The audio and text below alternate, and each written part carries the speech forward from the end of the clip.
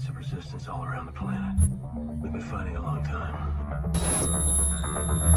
If you're listening to this, you are not alone. You are the resistance. This is your last chance. After this, there is no turning back. You take the blue pill, the story ends. You wake up in your bed and believe whatever you want to believe. You take the red pill, you stay in Wonderland, and I show you how deep the rabbit hole goes. Remember, all I'm offering is the truth, nothing more.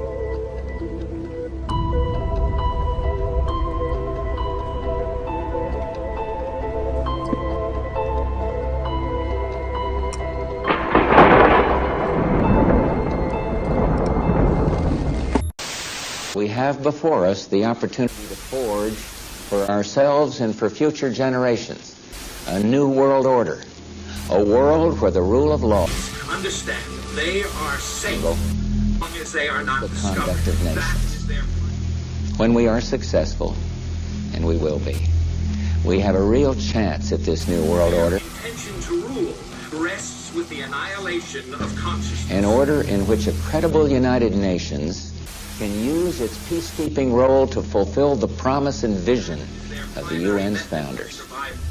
Keep us asleep, keep us selfish, keep us sedate. What's up, family? What is going on? Man, first of all, let me say it's cold out here, man. Happy Valentine's Day, man, to everybody that celebrated Valentine's Day. I know for some people it's a big deal, for some people it ain't. But whichever side of the fence you on, man, I hope you enjoyed your weekend, because it is coming to an end. I'll talk about a few things, man. Some things I think is quintessential with what is going on, man. First off, I wanna say yes, guys. I did get a strike on my main channel again.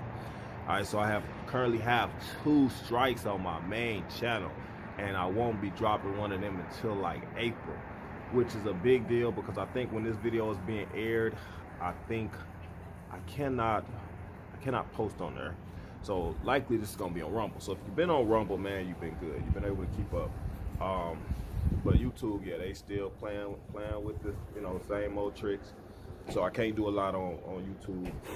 What I'm probably gonna go back to though is posting a live to YouTube and taking it down within an hour. I'm gonna do that. It's a risk, and we should be through with this, man. Like I said, they supposed to be getting rid of this censorship crap that they doing. Everything I've been telling y'all is factual, man. If you've been following me, man, you done dodged some bullets, and you continue to dodge bullets. I want to point out some things today, man, that happen to deal with them bullets and stuff. But beforehand, I want to say yes, guys. We did get the IVs, and we got a lot of IVs, man. We had shipments that was backed up, man. It kind of slowed some orders down, but anybody that ordered last week and this week, man, you should be receiving your order this coming week. So the week of, the week of the 16th, 17th, you should be getting your orders in this week. All right, anybody that ordered prior to this video should be getting a order by probably Friday of this coming week. All right, so in case you didn't know, we still are running that special right now, the Valentine's special, if you want to call it that. But you get the super bundle for $150, the ultimate bundle I believe is $120, and you got the flex 4, which is $100, and you can get the which was that? No, we had to take one of the bundles down, man, because they were sweating us. There's another one, man. We have it's a tea that we have, man. I'm gonna put it back up, but it's supposed to treat cancer, right? We drink this tea over the course of 30 days, man, and it literally will rid your body of cancer that has not been diagnosed yet, right? So, and also if it has been diagnosed, it still will treat it. They don't want you to know this stuff. They don't want you to have this stuff. So we got to float on the radar on when we talk about it, how we talk about it. So we gonna have that back up there, man. So just keep checking for it. Keep checking for it. Other than that, man, like I said, we do have the bundles, specials and everything, man. Of course, you know, the super bundle comes with the Genesis, which is the pineal gland decalcified, the third eye, which is very important. I can't emphasize that enough. You have never decalcified. Think about this, the stuff they give you in the morning, the stuff they try to force on you. This is why it's important. The milk, okay, it calcifies the pineal gland. They don't talk much about your pineal because they don't want you to know much about it, because that's the most important organ in your body. All right, it removes the fluoride, which they put this stuff in the water and the toothpaste. So make sure you drink a lot of water a day. Think about it. Make sure you get your milk in the morning. Milk does the body good. All that crap lies. All right, drinking so many ounces of water a day lies. That water that they have us drink is not good for the body. There's a natural water. I can't remember exactly what it's called, but it's a natural water that actually is for our human bodies, that actually gives us our healing powers and stuff. It gives you your body the ability to regenerate and stuff. The real water that you're supposed to be drinking. All right, but it makes you drink your 8 ounces of water a day, because they want to make sure you get a certain amount of fluoride every day. All right, drink or brush your teeth every morning with fluoride toothpaste. This is the stuff that they did to calcify your third eye, keep your intelligence down, keep you connected to the source. On top of, they put stuff in the medicines, schedules and stuff. And I think I got a piece in here where they talking about that. I'm gonna make sure I find it. This video might be kind of long because I got a lot of stuff jam-packed in here, man. Anyway, I just want to talk about that. If you haven't decalcified, if you have a detox period, man, make sure you do that. This is important. This is quintessential to your life. I can't emphasize that enough. Y'all finding out how deep and how corrupt this world is. All right, but you have to understand. And this is a piece in here I got about Robert Kennedy Jr., who's taken over, now been confirmed as the head of the health department. And the news, MSNBC, which y'all know they Dracos, they didn't even want y'all to hear what he got to say. They didn't want y'all to hear him as he being sworn in and talking about the stuff he want to do. So I put some pieces in here so y'all can see. You can see them talking about, well, we're not going to listen to this. Because they the enemy. The enemy. Should I be so privileged as to be confirmed, we will make sure our tax dollars support healthy foods. We will scrutinize the chemical additives in our food supply. We will remove financial conflicts of interest from our agencies. We will create an honest, unbiased, gold standard science at HHS, accountable to the president, to Congress, and to the American people. We will reverse the chronic disease epidemic and put the nation back on the road to good health. Thank you. Recommendations on that page? Yes. The first sentence reads, on the basis of information largely derived from histological, chemical, and molecular studies, it is apparent that fluorides have the ability to interfere with the functions of the brain and the body by direct and indirect means. Did I read that correctly? Yes. So CDC agrees with NRC that it is apparent that fluorides have the ability to interfere with the functions of the brain and the body by direct and indirect means. Yes, CDC in connection with the intergovernmental.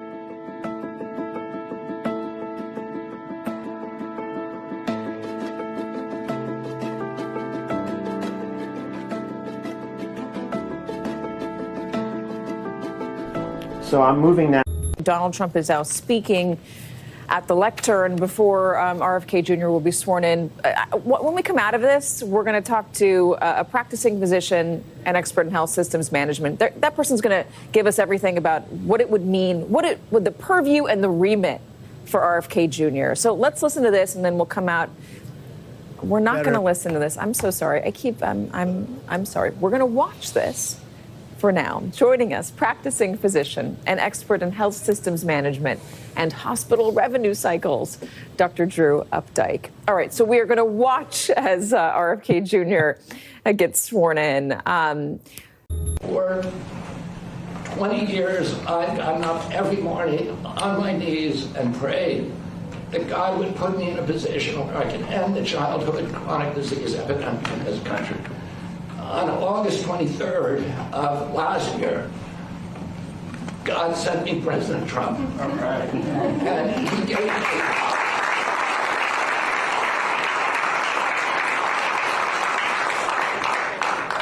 now given me. He's kept every promise that he's made to me. He's kept his word in every account and gone way beyond it. I'm so grateful to you, Mr. President. A lot of people told me that I couldn't trust President Trump. I better get it in writing. And we did a handshake, and everything that he told me he was going to do, he has done. Right. And I'm so grateful to him, and I've told you before, I genuinely believe that you are a pivotal historical figure, and you are going to transform this country. He talking about cleaning up our water, our food, and doing all this stuff, making sure we clean and straight. They like, nah, we they don't want you to hear it.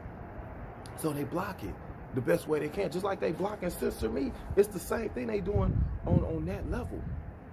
You see what I'm saying?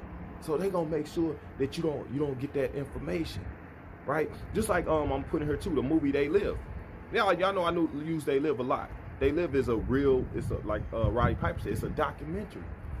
It's a documentary, but even when it came out in the movies back in the day, it was so real, they started blocking it at the movies. They stopped showing it because it was too real, and it was becoming like a hit, like people was really catching on. And then it's really depicting what's going on here, what's been going on. When Roddy Piper was still alive, he revealed through Twitter that John Carpenter's science fiction classic, They Live, a movie in which Roddy played the leading role, was not a piece of fiction, but instead a documentary. What are the symbols used by this film, and what are the hidden messages?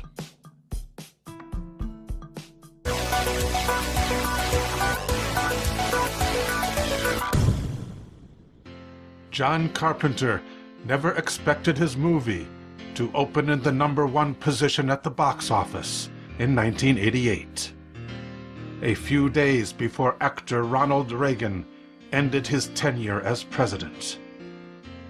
In the film, control of the media is used by aliens to assume political power and subdue the human race. Even as They Live was beginning to open people's eyes, a conspiracy arose among theater owners to limit screenings of the movie, prematurely ending its distribution. Rowdy Roddy Piper, a professional wrestler with the World Wrestling Federation, plays the role of Nada, a homeless drifter.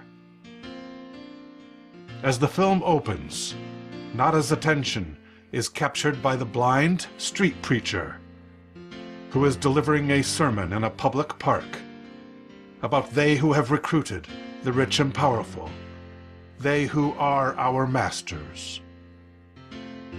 As the police arrive to silence the preacher, Nada leaves to avoid the fate of those who speak out against those in power. Nada takes shelter at a shanty town, where he hears a pirate broadcast from the human resistance. The broadcaster warns about they who are dismantling the middle class, they who are making more people poor. By means of a special transmitter, they are inducing a state of consciousness resembling sleep. Across the street from the shanty town, inside a chapel sometimes used as a meeting place for the resistance, there is a warning painted on the wall. They live, we sleep. This church is where Nada finds a special pair of sunglasses, which block the alien transmission, allowing him to see the truth.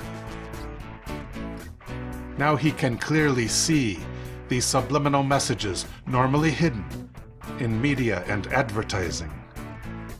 Billboards command the masses to obey authority. Products bear labels demanding consumption. Currency shows itself visibly to be the root of all evil. For the first time, he sees the masters, the class elite, the 1%, the ones who run the economy, the ones who own the property. The masters are the Illuminati, as indicated by their brightly reflective eyes. In the same year that saw the birth of the United States, 1776, the secret society of the Illuminati was founded in Bavaria before it became part of Germany. Protestant Christians were actively recruited, to the exclusion of Jews, pagans, and Catholics. Paradoxically, their first principle was the rejection of religion. By lurking in the shadows and pulling the strings of influence, instigating pivotal events and planting agents in government and business, they intended to gain political power and influence, and ultimately establish a new world order. In They Live, the Illuminati have also infiltrated the ranks of our police force. Anyone who does not obey is repressed. It is no accident that this is reminiscent of law enforcement today.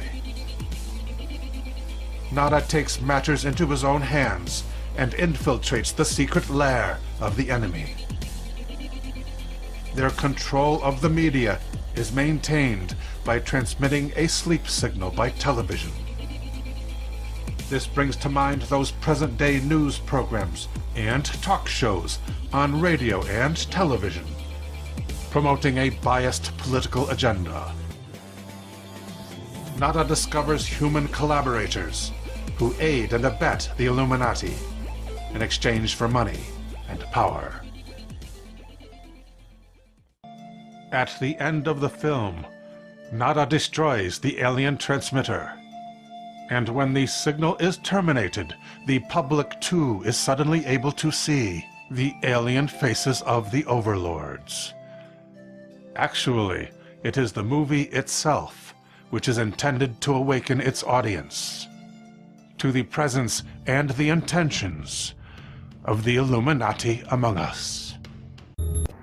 This is why we have a lot of problems we have. We've been taken over.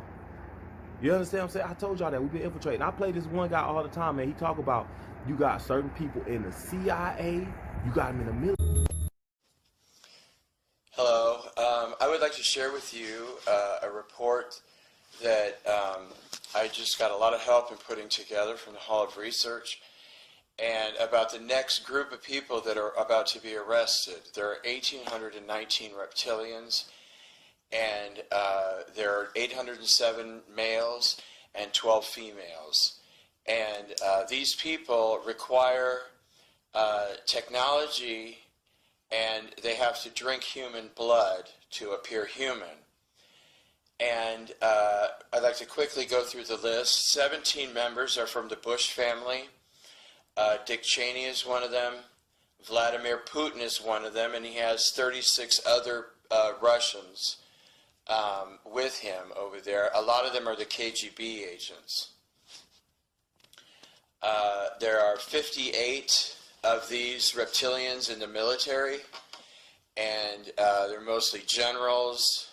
The director of the CIA, the American branch of the CIA, the director John Brennan, Keith Alexander, the director of the NSA, the director of the TSA, and they're in the Army, the Navy, the Air Force, and the Marines. We have 16 current senators in the United States corporation that are not the slightest bit human. Not even the slightest little bit. We have 17 Secret Service agents, 72 corporate executives and CEOs, and, 218 people in Hollywood. Most of them are considered moguls and major actors. And the reason that the biggest concentration is in Hollywood is because they like to be worshipped.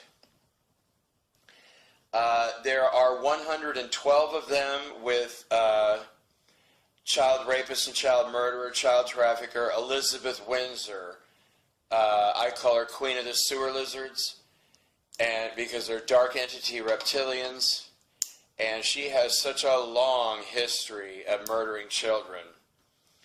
And many of the presidents in Europe fall under her command, and they are beings like her. And she's not the slightest bit human, and neither is her husband. And all you have to do is Google their faces. And I think that the vibrations have gone up enough on this planet that people can start seeing the truth. Although most people continue to lash out at me.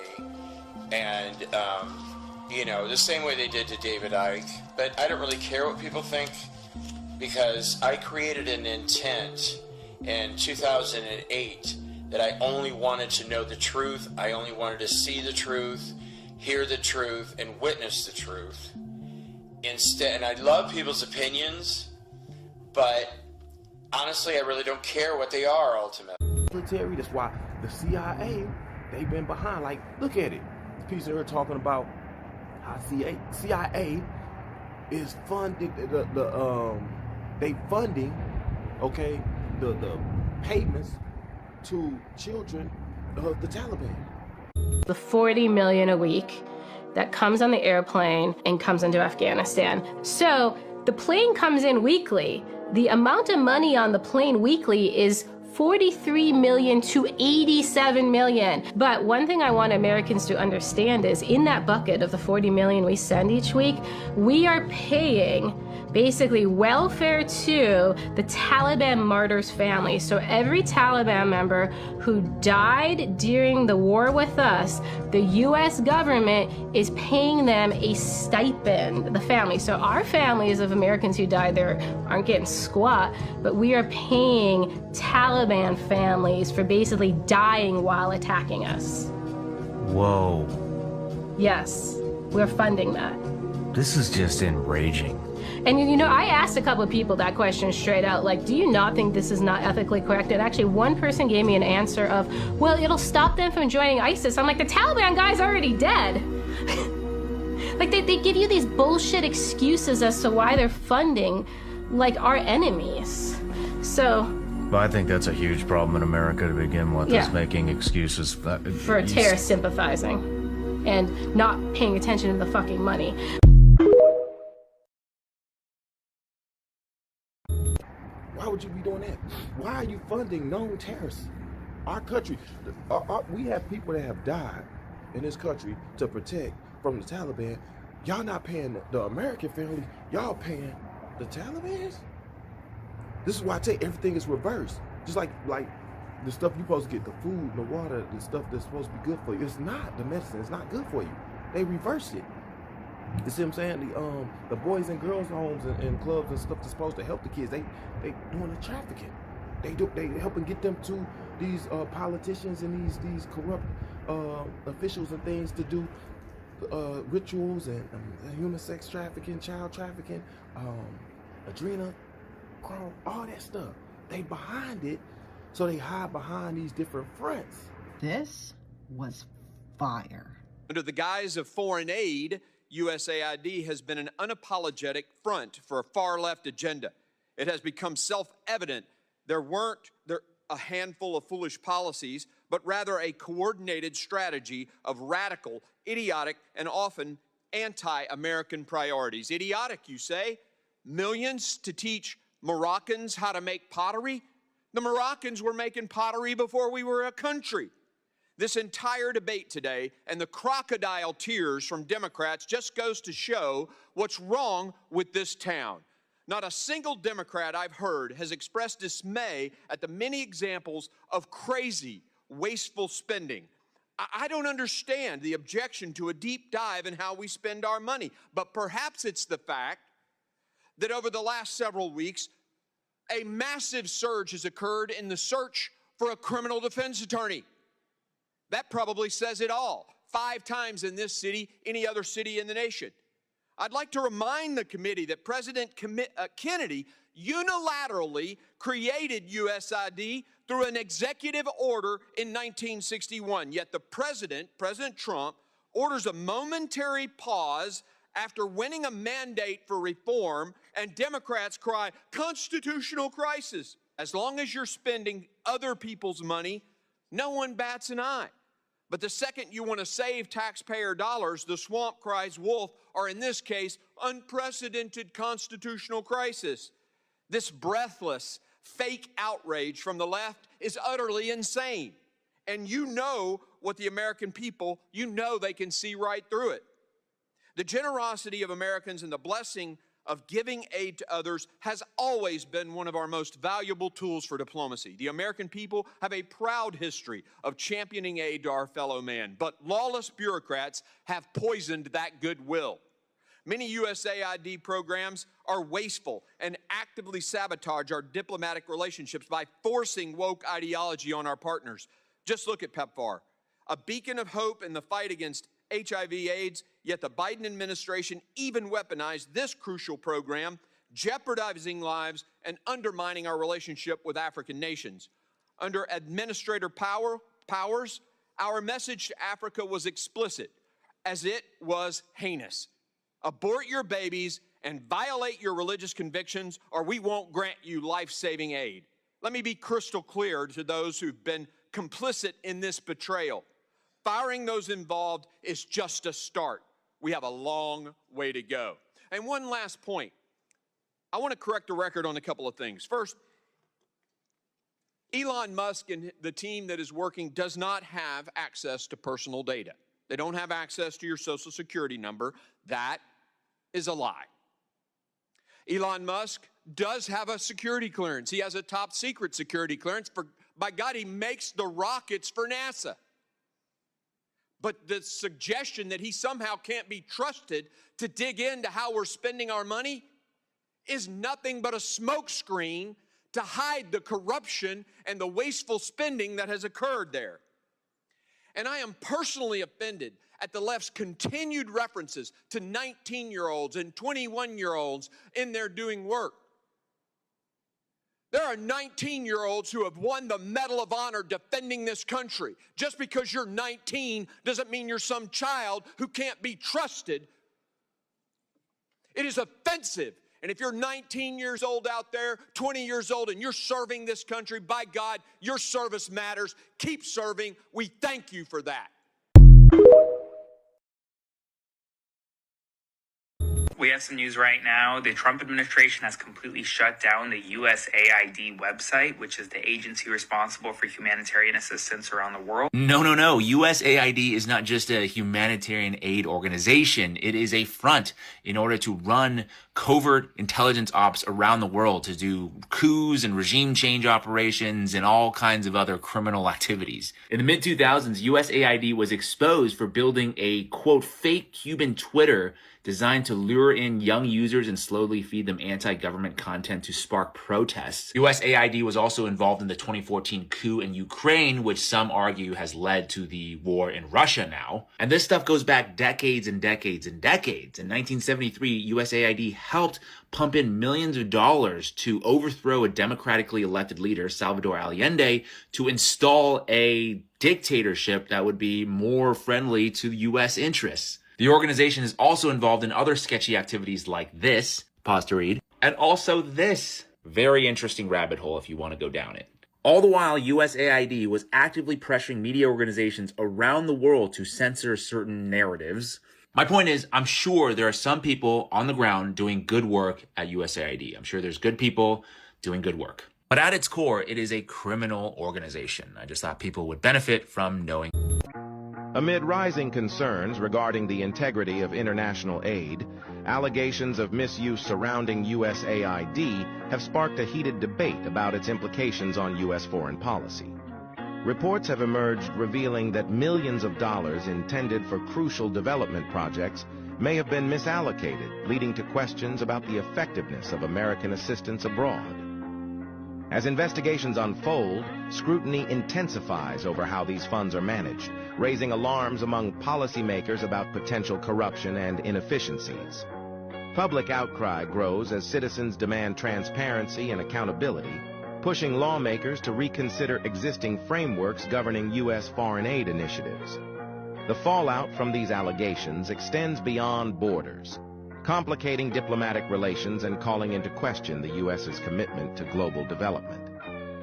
As confidence in U.S. foreign aid wanes, the government faces a critical crossroads where rebuilding trust with both domestic and international stakeholders becomes imperative.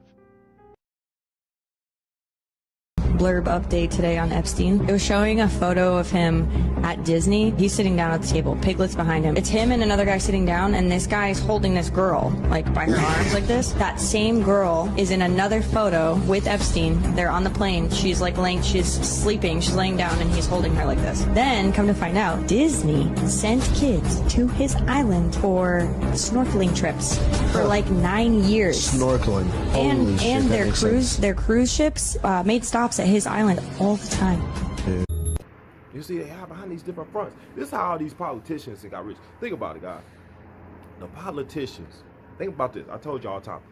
The celebrities stuff, they paid to drag your soul down, drag your spirit down, right? By doing what? By putting out low vibrational music, putting out stuff that keep you vibrating low. I keep on telling y'all how important that is. This is why we talking about the pineal gland and why you got to decalcify it, but you got to be vibrating high. When you do, if you die and you vibrating low, then you're going to be subjected to these dark spirits and things like that, man. And you're going to have to repeat this life. Y'all don't understand. You're not going to ascend to heaven. It's some metaphoric stuff, man, with the understanding of how this body, this mind, this soul, and spirit work. But y'all not giving that information. They don't want you to have it. I'm going to play a piece in here from a guy, man. He a little like off, you know, he on point, but he kind of wild on how he delivered. But he on point about what he talking about. You have to understand that. I was sent here to grow and develop. So if you're not here developing your talent, your skills that they talk about in the Bible, and they talk about in your Quran, then you ain't did the life right, so you got to keep on coming back. That's what I got, mom. But you don't understand about coming back is the time don't exist. So everything is happening now. The past, present, and the future is all connected in every move. So you're just gonna die, come back in another body, but it's all happening right now like a long ass dream, but you just don't understand it. But when you wake up and open all your levels and you vibrate correctly, right? If you vibrate correctly and stay in the dark with meditation, then you can vibrate and get out of hell. That's what I'm. And that's what Jesus came to everybody. You can get out of here. Everybody like, don't look up, for heaven is within. He kept on pointing to the heart. But they want to tell you to be smart in your brain, but your IQ level don't matter. It's about the heart, because the soul is in the heart. You die, you just don't know it. I died 5 times, right? And I'm telling you, don't go towards the light. I got tricked. I went towards the light, gang. The light bring you back here. Don't go towards the light, because the light is the devil. It's part of their trick. Stop playing with me. And I've been trying to get this across to y'all. Like, the celebrities are paid to bring, like, these rap artists and music artists, they paid to give this bad music. And then they involved in this. So why you think Kendrick Lamar, who's been one of the more conscious artists, he done went against Drake, and now he on top, and Drake is kind of falling down below. Now, that could be because, yeah, it's a shift, like a paradigm shift, where you got the bad going down and the good going up. You got good stuff coming out for us. You got a conscious artist that's taking over from an artist that had been plagued by Illuminati links and affiliations. Drake, right? And then they got this dude performing at the Super Bowl calling Drake a pedophile. Everybody getting called pedophile. Diddy going down. Think about all these music artists and these celebrities that's been getting jammed up with the stuff that's been coming out lately. Right? You think about that, you start to understand that it's a shift. So I be telling y'all, it's a shift, man. It's a real shift in what's happening. It's not just Trump. Okay, this stuff is happening on an intergalactic level. Stuff like dude said, Al Billick said, it's a war going on in outer space, and we hope it doesn't reach Earth's surface. It's reached Earth's surface. And I tell y'all all the time, people like, oh, outer space doesn't exist. Oh, guys, I'll break it down for you on the way that you're supposed to know. Most people don't. Most people can't understand and comprehend it.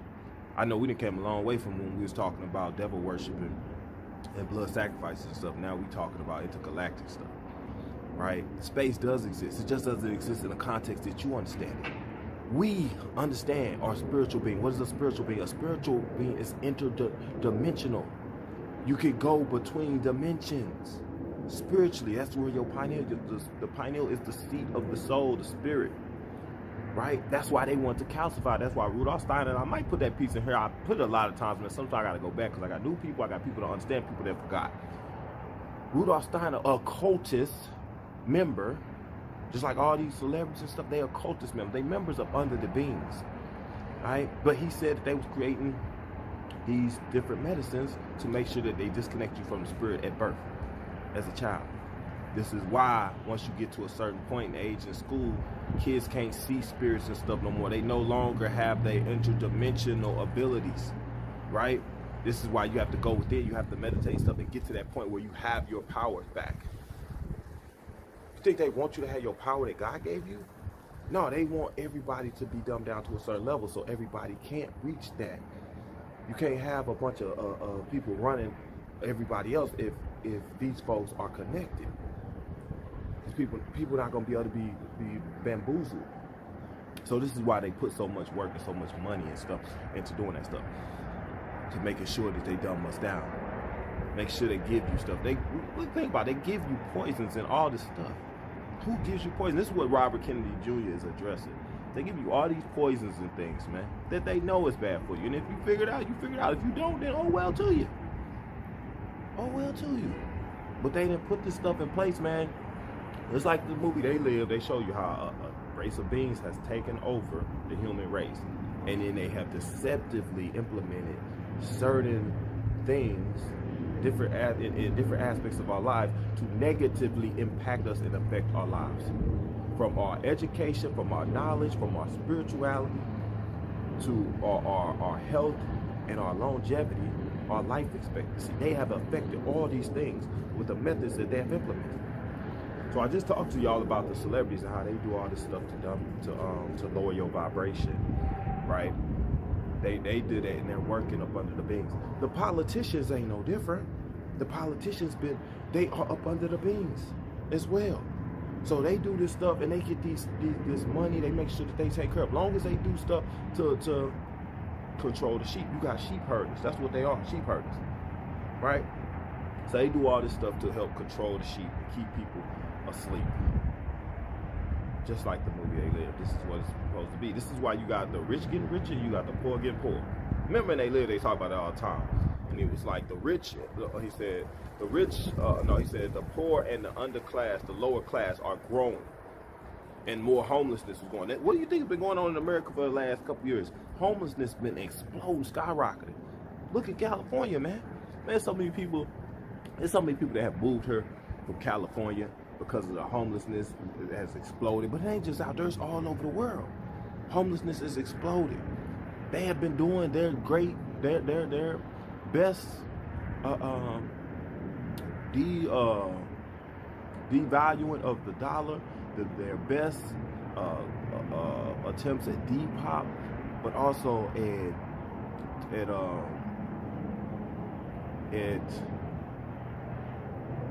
lowering the amount of money that people can acquire in positions and making it so that the cost of living is becoming too much for people to absorb, to where it's at a point where it's almost unavoidable.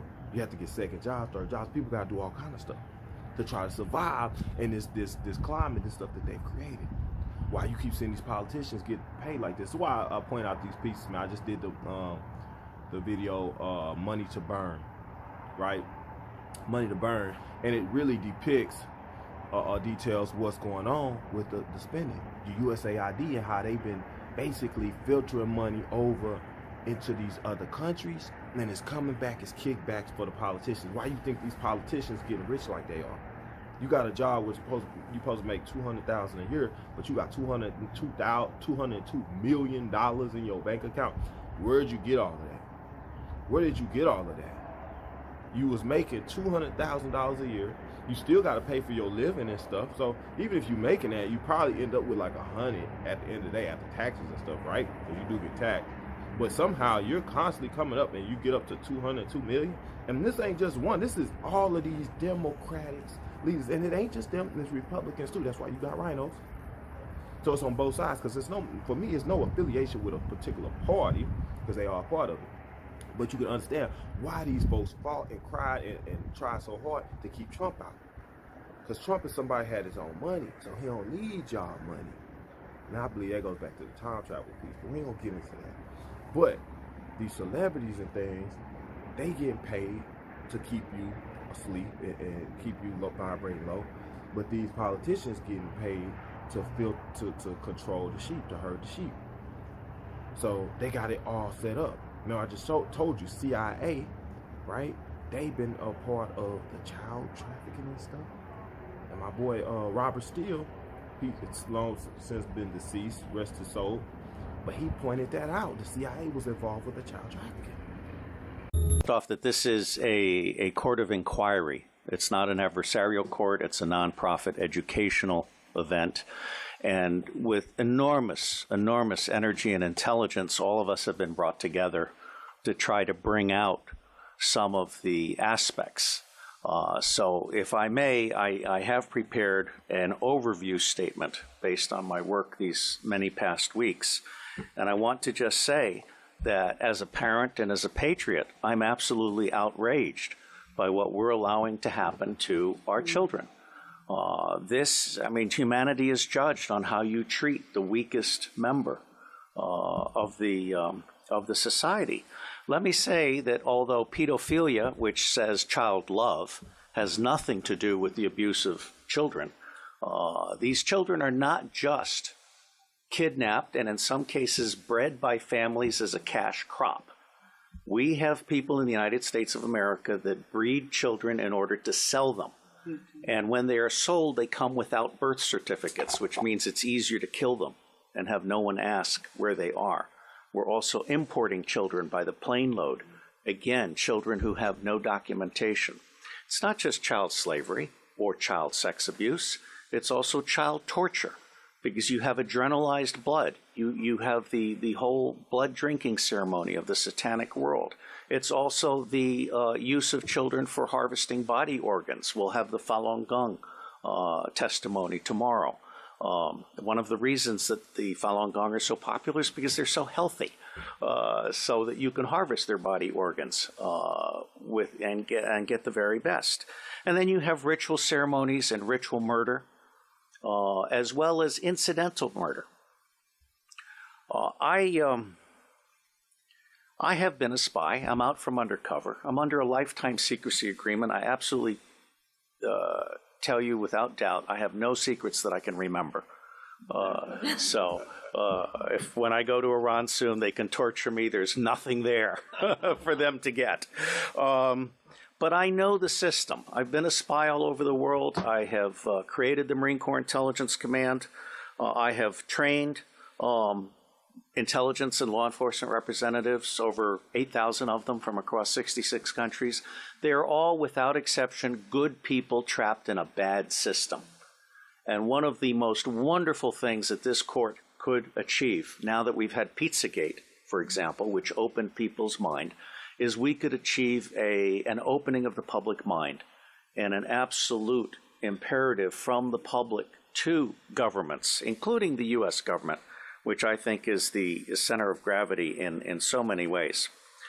I have found in my research and preparation for this court and all of the work that will follow that most organizations that end up being used to prey on children, Oxfam is a recent example, all of the United Nations organizations, the Boy Scouts of America, all of the child services agencies across the United States of America, they did not start out as organizations to prey on children, but they attract pedophiles. And ultimately, pedophiles end up rising in the ranks and controlling those organizations, so that an organization that initially started out in the service of children becomes an organization that is in fact hunting children. And one of our distinguished commissioners has written an absolutely wonderful book called Child Hunters, which I recommend to all of you as a brief on this. Governments are letting us all down. And I absolutely agree with the commissioner who brings forward the need to restore the sovereignty of we the people. because governments have become not only bureaucratized, but they are now the servants of the deep state, of the banks. And if I may, the deep state is not the same as the shadow government. As I say, every organization is 90% good people trapped in a bad system. It's the highest 10% that is generally the rogue killer element. The shadow government is generally politicians. I won't speak to England, but in the United States of America, we have a two-party tyranny, which disenfranchises 70% of the public. And so they run this chimera of an election process. One of the problems with computers is they're too easily manipulated. In the United States of America, elections are decided before the first vote is cast. The electronic voting machines are essentially fraudulent machines, just as computers can record a fraudulent judgment that sticks with you forever, or make a child vanish.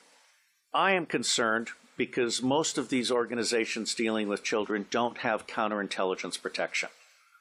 They're not vetting the people that are moving up in the ranks. And the government is allowing that to happen. So what you have essentially is the pedophiles generally appear to be the most wonderful, sociable people. You know, let Sally sit on Uncle John's lap because he's such a loving uncle. Unbeknownst to people, Uncle John is actually a predator. We're not doing the counterintelligence at the local level, the province level, or the national level. It's absolutely essential that we begin to talk about this openly. And while we are not a law enforcement commission, we can in fact turn information over to law enforcement. And I believe we will render a signal service to the people of Great Britain and to other countries by being a magnet for information. It's been my experience that when you put out one piece of free information, it attracts 100 pieces of information from others, of which 10 are priceless. So there's a 10-to-1 return on investment. And this commission seeks to create an online library and some other things that I'll talk about in a moment. And I believe we will serve as a magnet, a hub, a catalyst for a new emerging global consciousness about pedophilia and all of its aspects. There is great cause for alarm. There are two great causes for alarm beyond the actual fact of pedophilia and its existence, which, as His Grace has pointed out, has gone on for centuries. First, the elite appear to be seeking to infect local and provincial law enforcement officers with a taste for pedophilia. There appears to be a very deliberate attempt to push this interest in pedophile movies, including movies that include bestiality. I'm very concerned because we're seeing some snuff movies now, and we're seeing some movies in which military war dogs are raping children, including toddlers. And these movies may have come out of the American occupation of Afghanistan and the boredom of U.S. Army and Marine Corps troops, where in Afghanistan, pedophilia is common. It's a standard practice at the village level. But military war dogs plus common pedophilia and video cameras, which every U.S. soldier and Marine has, is a very, very toxic combination. And I'm seeing direct evidence that that is one of the most horrible things that's come out of Afghanistan in recent years. Now, let me also tell you that we have a second concern, and the witness has really most magnificently outlined asset stripping. The core message from this asset stripping is that the same machine that strips children from families strips wealth from those who are being preyed upon. Not just whistleblowers, but, as we'll hear on Wednesday, husbands stupid enough to try and hide their money by moving it offshore so that they don't have to share with their wife. What husbands do when they turn over their money to intermediaries who are part of this system is mark themselves as a target. They might as well paint a target on their forehead, because they have now become prey for a system that recognizes people who are asking to be made destitute. Now, it's not my working assumption, but the working assumption yet to be proven that the totality of the children disappearing worldwide is toward 8 million people, toward 8 million children. In the United States of America, the acknowledged number, not counting the children being bred without birth certificates, not counting the children being imported without documentation, is between 600 and 800,000 a year. Now imagine Africa and East Asia and all these other locations. I personally believe that the number we want to try to document is rising well beyond the official figures, and we have yet to learn what the actual number is, okay? The other working assumption is, how long do these children survive within this system? What I am hearing from the witnesses that I've talked to is 2 years. It may be longer, it may be 4 years, it may be 6 years, but by and large, these children are so abused. I mean, we're talking rapes by the hour and so forth, that they reach their expiration date within 2 years. And then they're murdered with impunity, or they're ritually murdered if that's what they've been bred for. So I think we need to document this. No one else has done this before in a systematic manner. This commission is rendering a signal service by seeking to do an overall view in the public interest. This will be a massive, massive undertaking. And while the preliminary attempt is to do a 6-month to 9-month endeavor, subject to funding availability and the availability of witnesses and also prisoners, there are a number of prisoners who can be debriefed, who, when properly debriefed by specialists, can really give a deeper understanding that has not been achieved by existing law enforcement and other agencies, because they simply treat these people when they catch them, in those rare instances when they catch them, as disposable goods to be thrown into prison and forgotten about. And tomorrow we will have some expert testimony from one of our commissioners who can speak to this far, far better than I. William Binney is my counterpart. He is for NSA what I am to CIA, which is to say, he is saying, as I am saying, that we can delete 70% of our respective organizations and put the other 30% to work. But Binney is also the author of Thin Thread, which is a way of doing deep discovery in unstructured databases and the internet. And so he is prepared to actually help us do pedophilia tracking worldwide. And one of the things that the other technical commission, Stephen Arnold, is very good at is de-anonymizing the internet. This includes every image having a fingerprint. So you can take an image of a child being abused, and you can track that image through the dark web. So there are resources that we can bring to bear in support of this commission's mission. My favorite technical commission is Arno Reuser from the Netherlands, who is a master librarian. He is so good that when the Dutch intelligence community realized it didn't know enough about the world, they recruited him to create the Open Source Intelligence Center for Dutch intelligence. And as with the endeavors that I helped create in the United States, and in fact for Scotland Yard, very quickly people found out that they could get 40 to 60% of what they knew very cheaply using open sources of information. That's not what government intelligence agencies do today. They want to spend as much money as possible in the riskiest way possible on the most expensive way possible. They're not actually there to do decision support or answer questions. So I believe that Arno Reuser is capable of creating the world's first digital library on pedophilia. And this would be a multilingual library to include local dialects. And it would be a library that would then end up being what we call a magnet for walk-ins. We want to have a very professional ingestion system so that people can volunteer to provide expert witness to the thing, or they can volunteer to offer up their papers. There are a number of pedophiles now who are actually ready to turn over their diaries. All right, so I think we're actually doing something really, really huge. My final comment. The center of gravity for taking down the deep state. Pedophilia is both the induction glue. Pedophilia is how the deep state recruits and controls people. It is also the Achilles heel of the deep state. I believe that once the public realizes that the government is not protecting their children at a scale of vulnerability that we can articulate, then everything else about the government is called into question. All right? So for me, this is a truly righteous endeavor. And I will end by saying that as much good as it might do to get the British angry, for me, the center of gravity for change is the American public. Because if you can get the American public angry, we will stop supporting dictators overseas. We will close all of our military bases overseas. I am on record as a former CIA operations officer as saying that our 1,000 bases overseas are not there for national defense. They're there to serve as lily pads for the smuggling of guns, gold, cash, drugs, and small children.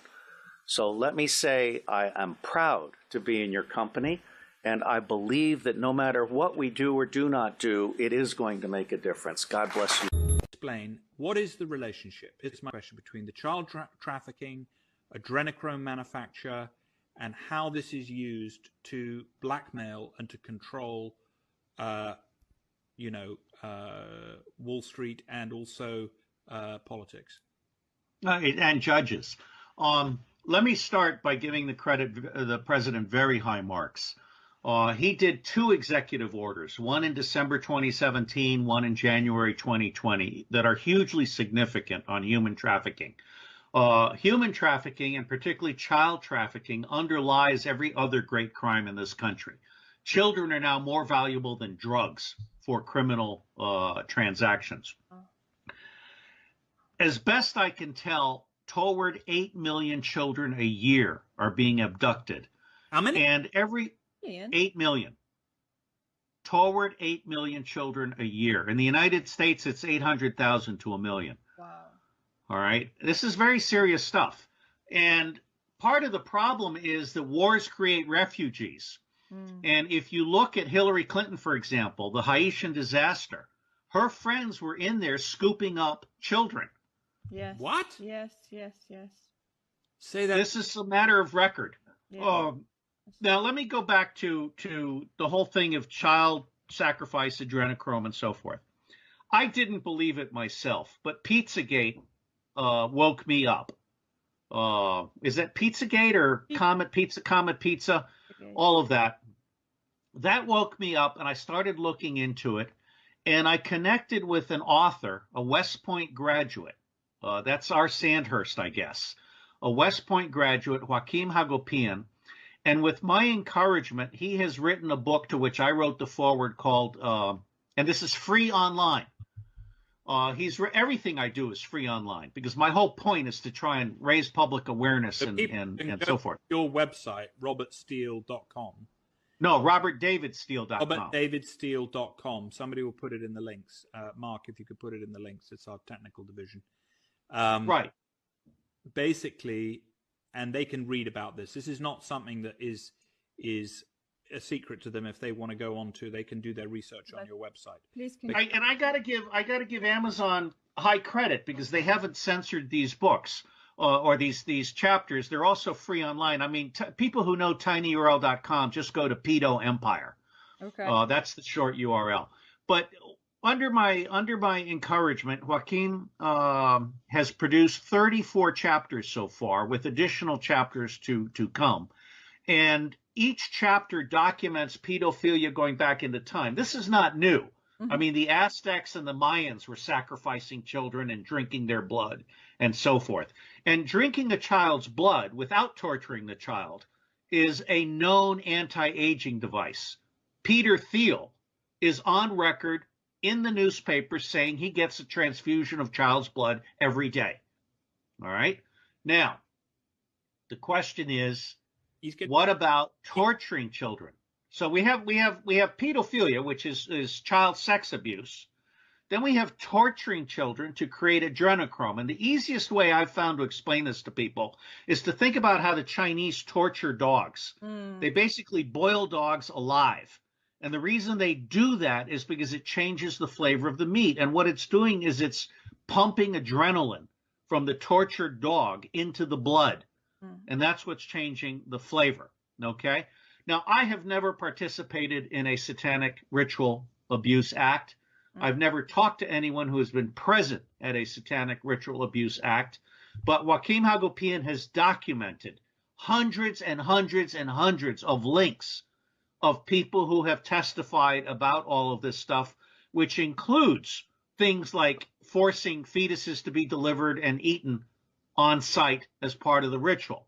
Now, let me stop there and just say that Sidney Powell, I'm a huge fan of Sidney Powell, Mike Flynn's lawyer. I like to say that the only difference between Sidney Powell as a pit bull is that one wears pearls. Okay. She is a monster. And I would like to see her be a Supreme Court justice, because there's no one else in America that is standing up to crooked judges and crooked prosecutors. And by the way, crooked judges are running children into pedophilia by taking them away from their parents, and they're running the elderly to their graves in order to strip them of their estate. And the way this works is the elder person is drugged up, then the sheriff takes them away, then the estate is sold, and the judge, the prosecutor, the sheriff, and the doctor all split the proceeds. Okay?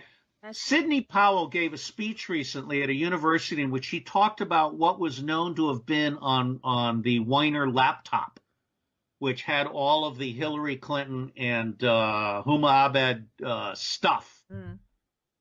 And what she said was that what the New York police saw on that laptop caused them to vomit. I cannot overstate. That's a New York police officer. Yes, multiple officers. Right, Actually, I love the New York police. Let's just say that again. That's a New York police officer who's seen a few things over the life of being a New York police officer. That's not a cozy job. That's not like a... What I'm trying to say here is two things. The first is, before the FBI under Obama came in to confiscate the laptop and try to protect Clinton, the New York Police Department copied it. And the second thing I'm going to say is I'm quite confident the President of the United States of America knows all of this in detail. And CIA also doing what? They involved with paying out the Taliban. Why are you paying out terrorists? That's a treasonous act in itself, right? So why are you doing that? But I showed you how dude was talking about how the CIA got these beings in there. Is it starting to make sense to you? The level of corruption that we're dealing with, right? So it's no wonder they don't want you hearing from Robert Kennedy Jr. They don't want Trump in office, because who else was going to expose? You think these are two birds of the same, two wings of the same bird, when you got all these politicians that's being exposed for all the crap that they've been doing? That don't make sense. These people stand a lot to lose. Millions upon millions of dollars. Some of them probably go to prison and whatnot, but they doing insider trading. Like, it's insider trading, guys. It's money laundering. It's money being sent to overseas and it's coming back. It's kickback. Man, I don't know. I might have a piece in where they talk about all these different programs that they running in different countries to fund transgenderism. They got like $1 million coloring books that they paying for in Iraq. All taxpayer money paying for that so that they can have $1 million transgender coloring books to push the agenda. They got the same stuff going over here. Millions of dollars being poured into transgender cartoons for the United States. This is stuff that the USAID is funding, right? Then you got they talking about, in one of these pieces, dudes talking about teaching Moroccans how to do something that they already been doing. Y'all paying millions of dollars for that? No, you're not paying millions of dollars. That's just a front so that y'all can bring the money back and put it back in these pockets of these politicians. This is how they get these fat bank accounts. And once they get on, they talk to them. They're like, look, this is what you got to do. This is what you're going to do. You're going to get this money. Just shut the hell up and just do what you're supposed to do. You either on board or you ain't. If you ain't on board, then they're going to handle you. They're going to deal with you. They're going to out you. They're going to get you out the way. But if you are on board, you stay in the game a lot. You see what I'm saying?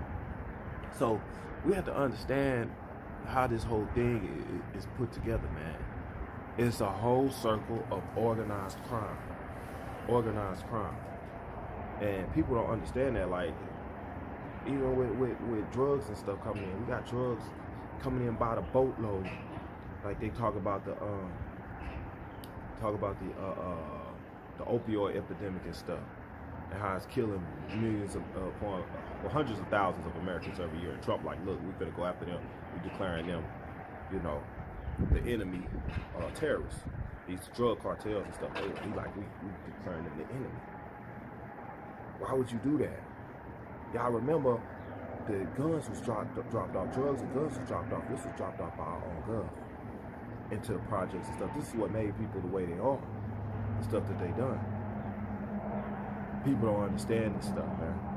So they've been funding this type of crap. This stuff has been going on. It's destruction from inside out. We so worried about terrorists afar. We got terrorists on our own soil. This is stuff John F. Kennedy was pointing out. He was addressing this stuff, man. Putting it out in the open. This is why they knocked him off. He was a threat to the whole establishment. He's a threat to the Illuminati. And these occultist members, like Fauci, Hidden Hand. I done showed y'all how this stuff linked together, man. I done showed y'all how it's linked together. So you start to see, okay, they not really doing what they supposed to be doing, what they say they doing. They just say they doing stuff, like they say they doing AIDS research and stuff, like they point out. AIDS, they lied about. They put that whole piece together based off some fraudulent information, the same way they did with the wall. Well, if you look at the actual deaths, just look at deaths. There will be more deaths from that vaccine than there will ever be cervical cancer. You just look at the number of studied and the number of deaths, and it's horrendous. And yet it got fast-tracked, right? Approved by the FDA, fast-tracked, and now it's being pushed big time in the US. I mean, I see commercials on TV. I wished I had known. I wished my parents had told me, right? It's just pulling at the heartstrings. It's just marketing. Yeah, so they've got a faulty product, and they want to make money on it. So what do? They do marketing. And the coronavirus vaccine is the perfect example of spin doctor propaganda marketing. There's a lot of talk about the risks associated with the COVID-19 vaccine, but the reality is, it's safer than being tackled by a Tennessee Titan. Give it a shot. Find a free vaccine appointment today at COVID19.tn.gov. Personally, I'd rather get tackled by a Tennessee Titan than take the COVID clot shot. Until recently, there were more adverse events reported to the CDC's VAERS reporting system for the HPV vaccine than all the other vaccines combined. That's until recently. That's until COVID came along. Now, the COVID vaccine is number one for serious injuries and deaths by a long shot. And then got everybody to go into a panic, and then got people to do what? People start getting tested for what? AIDS and stuff, right?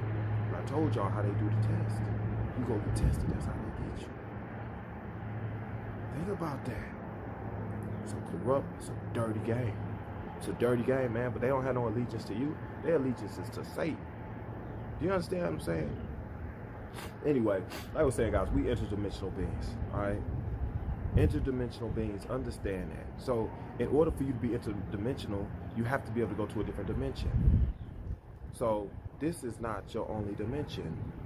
Just like I tell y'all, this is not the only world that has existed. This is what you've been taught and trained to believe so that you can't get out the box. And if you believe that, you're in the box. There you base all your training, all your information and knowledge off of one book that was placed here for this lifetime. But as you can see, they got technology and beings that have been here long before you. You see what I'm saying? Now the story's been put together in an eloquent way for you guys to buy into it and accept it. But yes, angels, what you could say, angels have been thrown from heaven. Angels or demons, okay? Because they came here and they corrupted the world, these devils, right? But at one point they were supposed to be angels. I don't know if that's necessarily true, if they were angels to begin with. I think they always was enemies of the people. I think they was basically essentially the Dracos. Okay, the Nephilim or whatever. They slept with women, right? They had the technology to fool women into thinking that they were real, regular men. We're talking about technology. Get off the illusion crap, right? We're talking about the ability to have this technology, right? And all these different beings and stuff. Do you think they have a Bible? You think these ships is flying around with Bibles? Huh? Do y'all really believe that? Or is that just something to coerce your mind? All right. Now, like I tell you all the time, make no mistake. God is a real thing. God created us and has set a place for us to be able to ascend to. All right. And you do have to have Jesus in your heart, which is a love. This is a symbol of love. You have to have the highest level you have to have the highest level of vibration, which love is that, the highest vibration. All right, you have to have that in your heart in order for your mind. You talk about the chakras and how the spirit and the soul work. All right, you have to be able to connect that with one. I told y'all before, I had friends that they were so disconnected because they was vibrating low because of the stuff that they was consuming in their spirit every day. Ever heard you are what you watch, you are what you eat. If you watch a negative TV all the time, which is why they put that out there, to make sure that you vibrate low, so that they can keep you from ascending. But that disconnects your consciousness, which is your third eye, and also it could disconnect you because your heart is not pure. Your heart ain't right. You're not walking a righteous walk. So now you're not going anywhere. If you die vibrating low, you go to hell. But essentially, you would reincarnate back into this realm to do this crap all over again. You understand? Because this is hell. And Satan has dominion over this. Is this not been proven yet? Have you not understood that yet? So, anywho, guys, it's a lot that I done put into this. Y'all also saw that Trump was going to eliminate funding to these schools that's forcing anybody to take the walks there. He's going to remove funding. Like, there will be no federal funding to anybody that's pushing the walk. Anybody's pushing the woke agenda.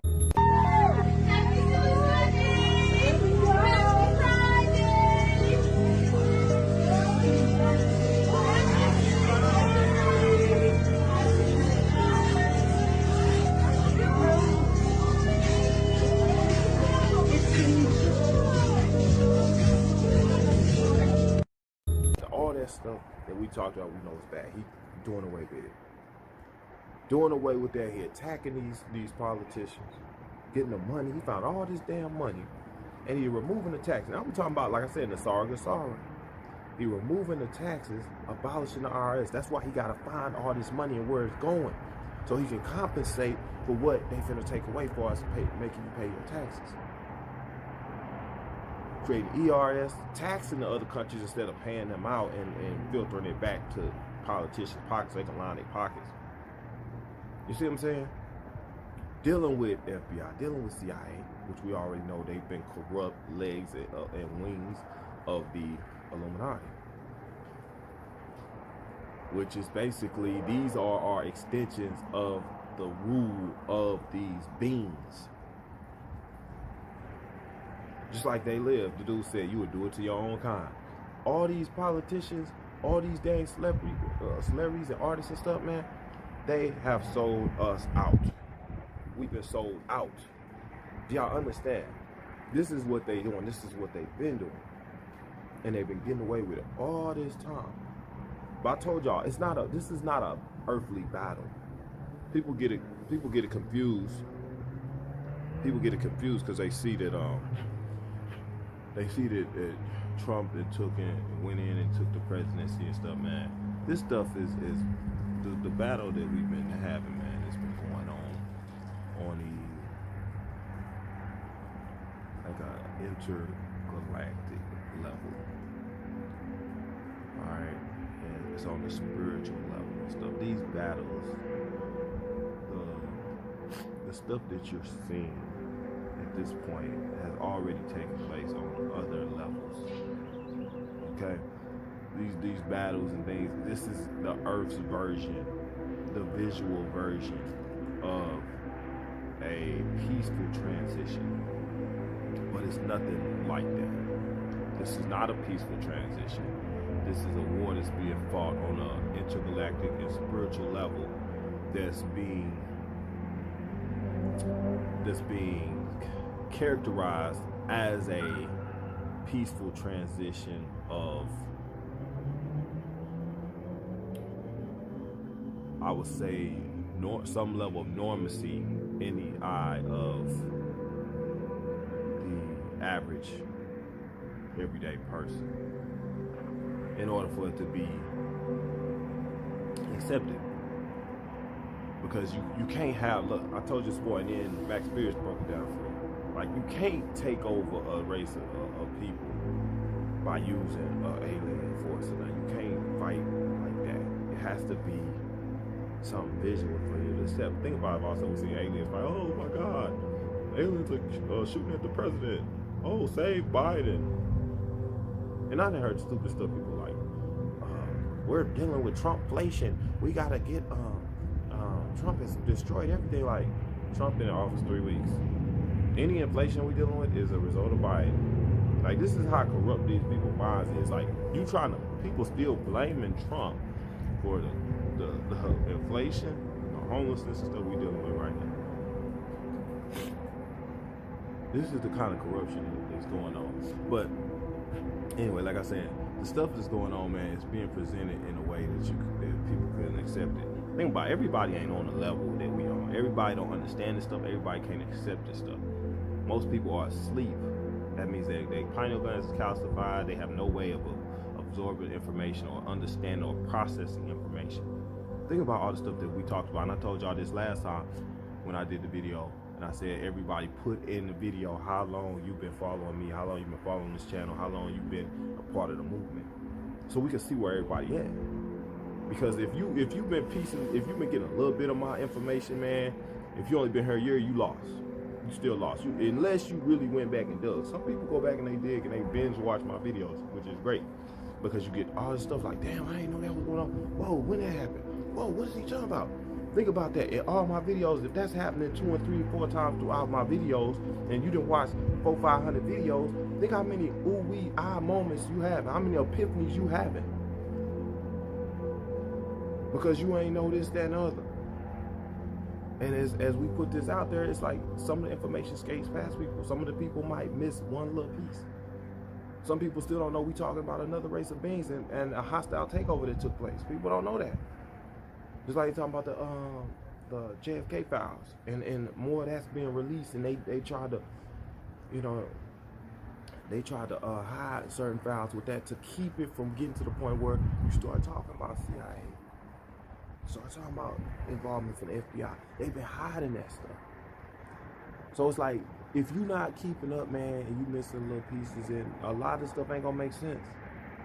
So I say, where you at in your growth?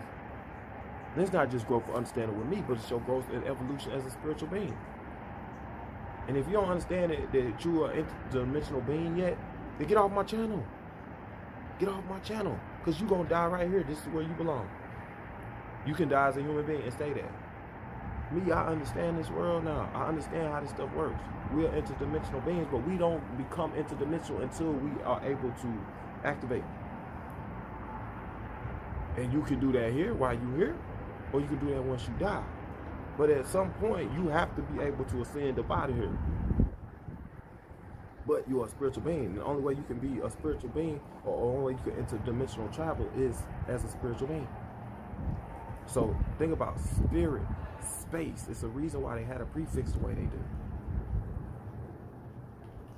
Y'all don't get it still. I might play this piece of here, man. It talks about the English language and how it's cursed and used in certain ways for you not to understand.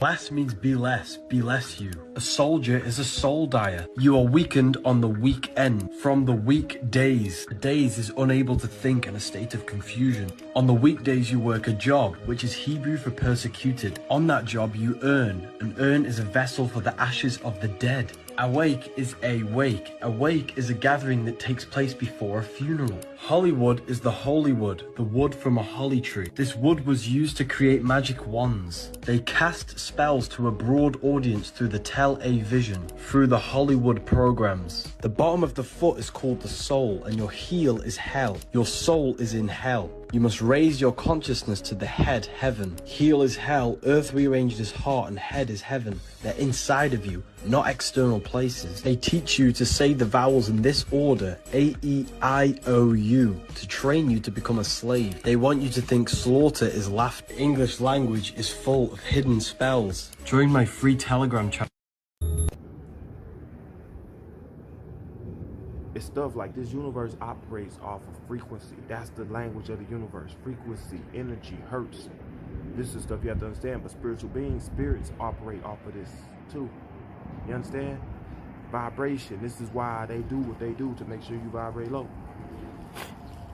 So they can control you. Make sure that you never leave out of here. And you have to keep repeating this cycle over and over again. Some people never make it, because they've been consumed by the stuff that they put here to consume you. To keep you blinded, to keep you from knowing the truth, to keep you from being able to get up out of here. And I tell you all the time, man, the one book they gave you, it ain't got all the information. It don't.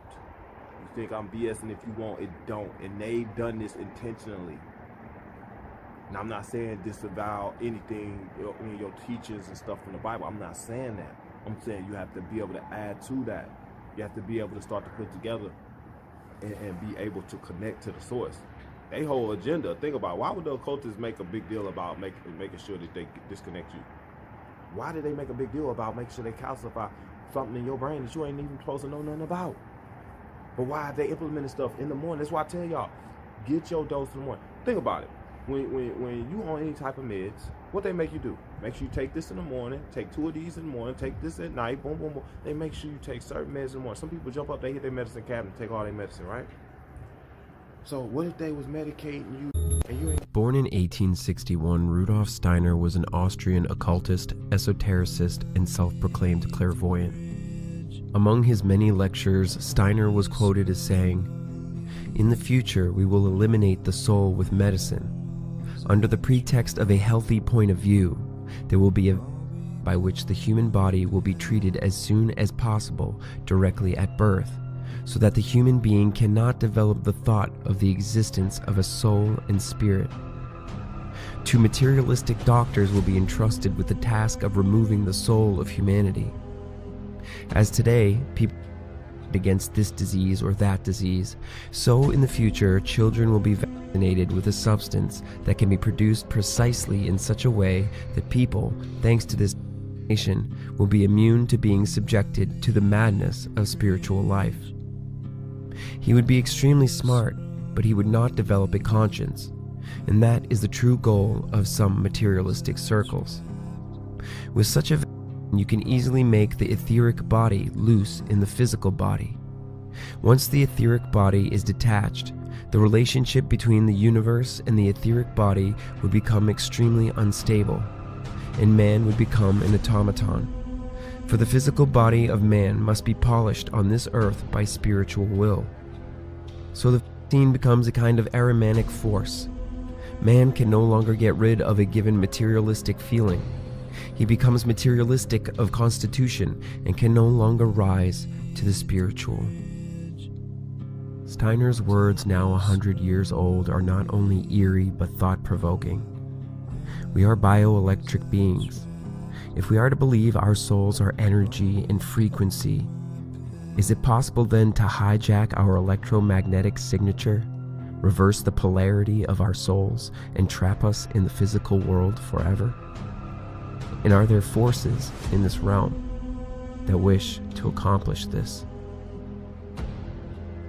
You know, the whole idea that humans have, you know, this, they have this soul or spirit and they have free will and nobody knows what's happening inside me. So whatever I choose, whether in the election or whether in the supermarket, this is my free will, that's over. But some governments and corporations, for the first time in history, have the power to basically hack human beings. It's often said that you should never allow a good crisis to go to waste, because a crisis is an opportunity to also do good reforms that in normal times people will never agree to, but in a crisis you see we have no chance, so let's do it. Even know it. What if they was medicating you and you ain't even know it? So how would they do it if they was gonna do it? Make sure you drink your water, right? Make sure you brush your teeth. Make sure you eat your milk and the cereal, drink your milk. Medicating you, you ain't even know it. This is why people don't know. This is why what I'm saying right now, going right over your head. Going right over your head. You can't figure it out. Because you're being medicated behind your back. You see right now about the fact that Robert Kennedy Jr. going in, that he doing the opposite of everything that they've been on. But he was part of what? He's part of a family that comes from somebody that was a conspiracy theorist. JFK, biggest conspiracy theorist of all time. Right? But we understand the conspiracy theory is just a term that they coined in order to keep you from finding the truth. Just like when I put stuff on, when I talk about stuff in my videos, man, YouTube goes as far as to make sure that they put like a little icon or something up, a thumbnail or something up on my videos to derail you, to point you to a direction so that they can give you their version of stuff. The sheep version. The version that they want you to absorb so that you don't know the truth. I'll tell you something, talk about the New World Order. All right, I'll talk about vaccines. They put their little thing up there and say, look, this is what it is. This is what you're supposedly, the expert opinion. Don't listen to this guy. And I'm not claiming to be an expert, but I know and I'm directing y'all in more so the right way than them. Okay? This has been proven at this point. This has been proven, and it's coming out more and more as we speak.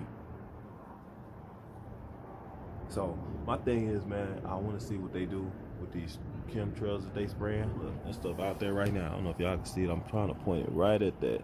Look at that. They're still doing that. That's something that's got to be addressed. Still doing that. But we know that that's part of the stuff that these folks don't even know that they spraying this crap on people. They don't even know they hurt people the way they are. But that's why I say that military dude, he was talking about, we shooting down, like these drones or whatever. That's us. We putting the drones out. Well, the drones have been spraying crap on people. So you've been doing stuff. You don't know that you've been doing stuff against your own people because you think you're following orders, and you following orders from a race of beings that's out to kill the human race. And they've been doing it. They got all their pieces in place to do it. And even the children and stuff that's being trafficked and everything.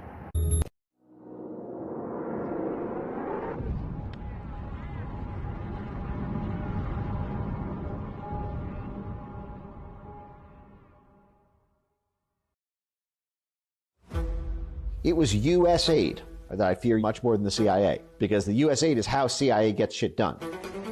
USAID is clearly in the job of trying to bring about regime change. It has secret bank accounts, shell companies. USAID gets $50 billion a year in U.S. taxpayer money. That's a larger overt fund than the CIA has. USAID perhaps is the new CIA. Have we ever tried to meddle in other countries' elections? Oh, probably. This is not just about over there. This is about here. They have a process, a system by which they destroy other nations, and they use that same process and system in order to destroy the United States. It's a plot against our own people. America, what if I told you that the United States government was acting like the world's Gestapo, using organizations like USAID under the pretense of humanitarian aid to topple governments, install politicians, and orchestrate regime changes in third world countries? I disagree with that as somebody who has helped plan coup d'etat. Yeah. Not here, but, other places. These are places that are practically entirely run at this point by the CIA and the U.S. State Department, which is, of course, a CIA front. USAID provides most of the money. This isn't a giveaway. The State Department provides the policy vision. This makes a difference to people's perception of us. Tricky endeavors, whether it's fighting terrorism, Al-Shabaab groups in USAID camps, or narcotics. Joe Biden's State Department is commanding the Taliban to keep the opium flowing. Or oppression, or resistance to governance. Those USAID trucks were stopped at the border to Venezuela with fully automatic weapons. All of those things. I don't think that's humanitarian aid. What a difference that makes. And if we stand for democracy anywhere, we have to stand for it everywhere, including in Guatemala. Guatemala. What if I told you that USAID, the State Department, and the CIA created a fraudulent political party and then used that illegitimate party to rig the 2023 Guatemalan election so they could install a list of CIA-controlled politicians who would continue to allow them to run the world's largest child trafficking network out of Guatemala? Nothing to do with that? Correlation, not causation? That is absurd. They didn't deny it, which means that they admitted it. This is no question, a political shocker in Guatemala. The U.S. government, the Biden administration, helped cover up voter fraud. Why Guatemala? Why not some other country? Guatemala is concerned about child trafficking, the NGOs that are trafficking the children. Jill Biden was the chairman of the board of Save the Children. You guys just raided Save the Children. Guess who stepped in? The State Department, U.S. Embassy, and USAID. Another coincidence? America. What if I told you that DHS, under the direct orders of Alejandro Mayorkas, would create a public-private partnership with Mexican cartels, and that HHS, under the direct orders of Xavier Becerra, would create a public-private partnership with NGOs like Save the Children and Southwest Key Programs, and in this quasi-public-private partnership, they would use your tax dollars to fund the world's largest international child trafficking operation. As to whom we know where they are, that is outside the responsibility of the Department of Homeland Security. This is nothing but lies. Nothing but lies. Secretary Mayorkas, he acts like none of this ever happens. It's his policies that caused over 500,000 children being smuggled in this country. And he also knew who to blame. HHS places those children. That's on you. Was that a question to me? Are you familiar with the sponsors that utilize a strip club as an address? You shrug your shoulders and then send another batch of kids out to sponsor. Human trafficking bust at an egg farm. Federal prosecutors call it modern-day slavery. Of course, we investigate cases of trafficking. Another lie.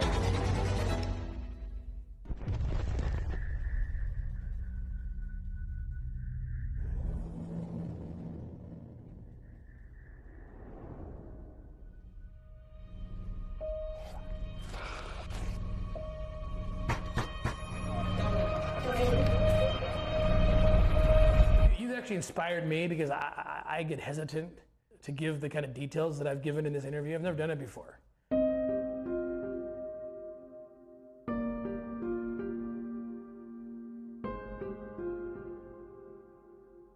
Their day is either spent being attacked, raped, or assaulted, and then when that's not going on, wondering if they're going to eat. There are some times that they don't get to sleep for 24 hours. If those traffickers have men lined up.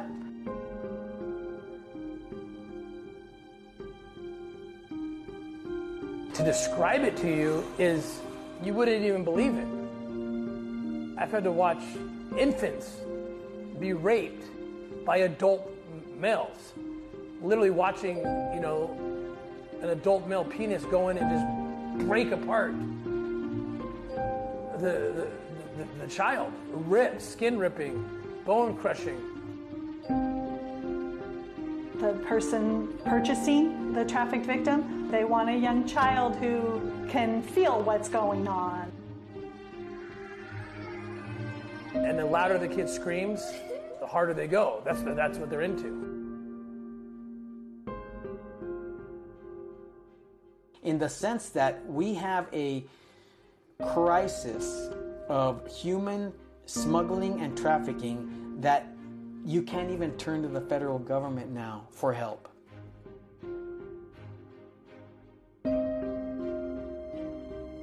When I walked on site, my first question to one of the supervisors was, where's the FBI Anti-Human Trafficking Task Force? Where do we report these cases? Because I naively assumed that they were actually interested in combating trafficking. We're betraying everything that is the American heritage, the American legacy. And we need to reverse that. And I think we have hope in President Trump. People don't talk about, the press doesn't talk about one of the great scandals in history. Missing sex slaves, slaves, or dead. They'll kill one of those trafficked victims.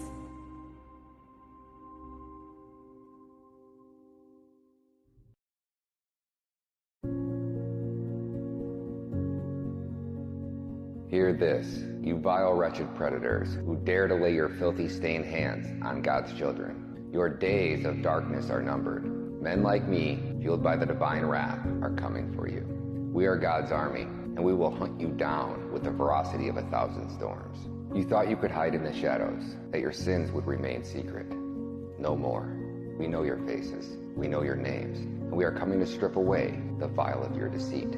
You will feel the terror that you've afflicted upon the innocent. Every child that you've harmed cries out for justice, and we are the answer to that cry.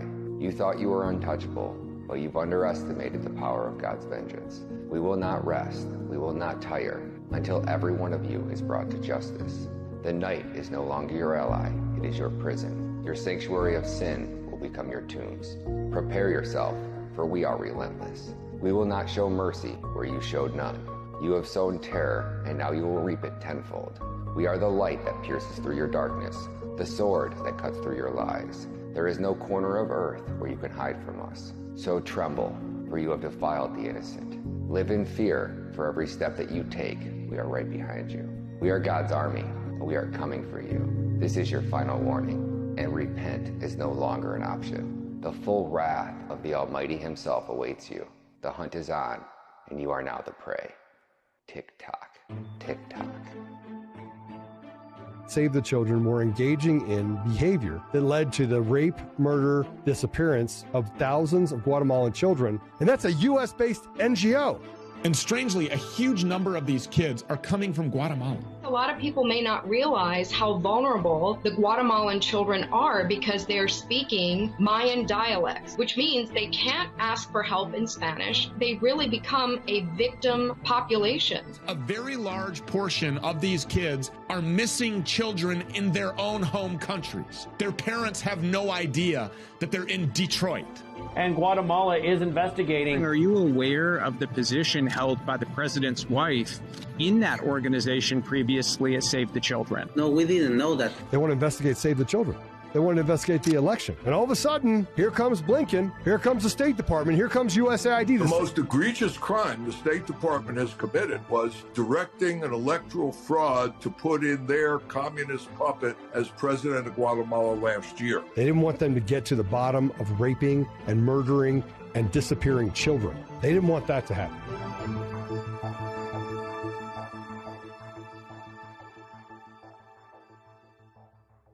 If you have watched my previous film, Operation Amber Alert, or you follow my journey, you are aware by now that these projects are entirely self-funded. After releasing What is Treason #Trafficked with J.J. Carroll and initially putting it behind a paywall, I realized that this approach wasn't just un-American, it was counterproductive to our cause. To generate enough public outrage, at least 10 million people need to see this documentary. That's why I've decided to fund the Operation Amber Alert series myself. No partners, no sponsors, no strings attached. But this means I'm 100% resilient on your support to keep this operation going. At the time of filming this documentary, my Give, Send, Go campaign has raised around $17,000 since the premiere of my first Operation Amber Alert film on November 25th. That means that I've taken about a $7,000 loss to bring this story to light. People often question why I placed #Traffic behind a paywall. Now you understand that I can't keep producing these films if I'm hemorrhaging thousands of dollars. I had to leave my position at LFA TV, which means the only income I have now comes from the $250 I earn monthly on X and the $250 from monthly supporters. Every dollar is a testament to our collective mission to expose the truth. Imagine if you could, skipping just one cup of coffee. The small sacrifice could be fuel for our fight for justice. By becoming a paid subscriber on X or Rumble, you are not just supporting a cause, you are joining a movement. If we can rally 3,000 hearts to contribute $5 each a month, together we can release a new documentary every 60 days. You're not just donating, you're becoming a vital part of something much greater than ourselves. A beacon of hope and change in a world that desperately needs it. You can donate directly by going to my Give, Send, Go at givesendgo.com/Operation Amber Alert, or head over to X at Ryan Meta Media and click the subscribe button to become a monthly supporter. Alternatively, you can click the money icon to see other donation options as well, which include my favorite, Bitcoin. Every little bit helps, and together we can shine a light where darkness has prevailed for far too long. God bless you. All right, America, listen up because I'm not going to sugarcoat this shit for you. Anthony Blinken and the State Department, alongside with Samantha Powers at USAID and the CIA, are balls deep in orchestrating a full-blown coup in Guatemala. They didn't just meddle, they rigged the 2023 presidential election. But wait, there's more. They tried to covertly assassinate the Attorney General of Guatemala, who just so happens to be the only person with the authority to investigate the election fraud. How did they pull this off, you may ask? By unleashing a horde of Antifa-style mercenaries, all courtesy of NGOs funded by your hard-earned tax dollars. This isn't just interference, it's a gosh damn assault on Guatemala's democracy and their justice system. Check out this video where Anthony Blinken's goon squad is literally breaking down the gates to the Attorney General's home. And this next one, it shows the violent clowns after they breach the gate outside of her house. After they breach the gate, you can hear the neighbors who are terrified because there's an angry mob outside terrorizing the neighborhood. The guys are even pulling back this foliage, revealing the AG's address, and that's when you hear somebody say, "We can't go any further, it's private property." But do you think that stopped these goons? Fuck no. They stormed and vandalized the place, and they literally took a piss and they shit all over the Attorney General's home. Now, allegedly, the Guatemalan ringleader behind this operation goes by the name of Kiki Godoy, but that's just what a little birdie told me. So stay tuned for Operation Amber Alert Part 2. We're going to expose every one of these scumbags. Now let's flip the script, America. America has subverted, sabotaged, and strangled democracies all around the world. At least they're being honest at this point. They're no longer pretending like Obama did. We do it because it's right. They've toppled governments, assassinated elected officials, fixed elections. By one count, the United States has interfered in more than 80 foreign elections, and that doesn't count U.S.-backed coups and invasions. They're using so-called aid money to just blatantly bankroll coup attempts. It just is what it is, though. We have to be honest with the American people about what we're actually doing. Bribed and bullied and bulldozed democracies on every continent for a century. But somehow you think that they're not going to do that in your country. They cheated!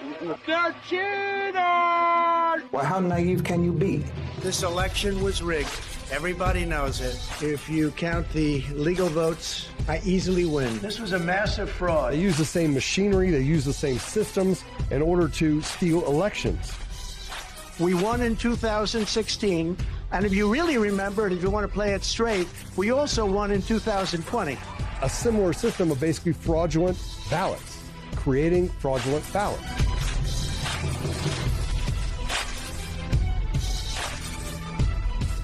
When they started counting the votes, there weren't enough ballots. Ballots were missing. Which is what we have here. We have all the information related to the theft of the election in 2023.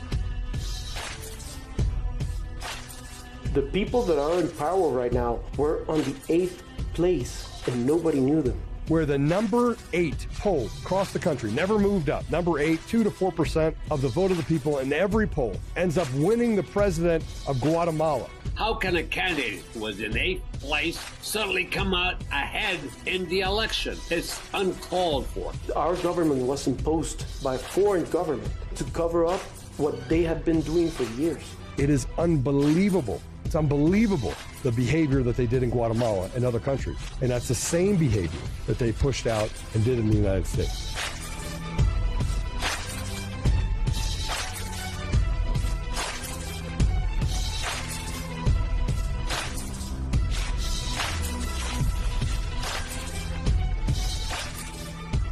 Just like that Ukrainian prosecutor, and just as we saw in Ukraine, there's clear signs this pressure campaign is working.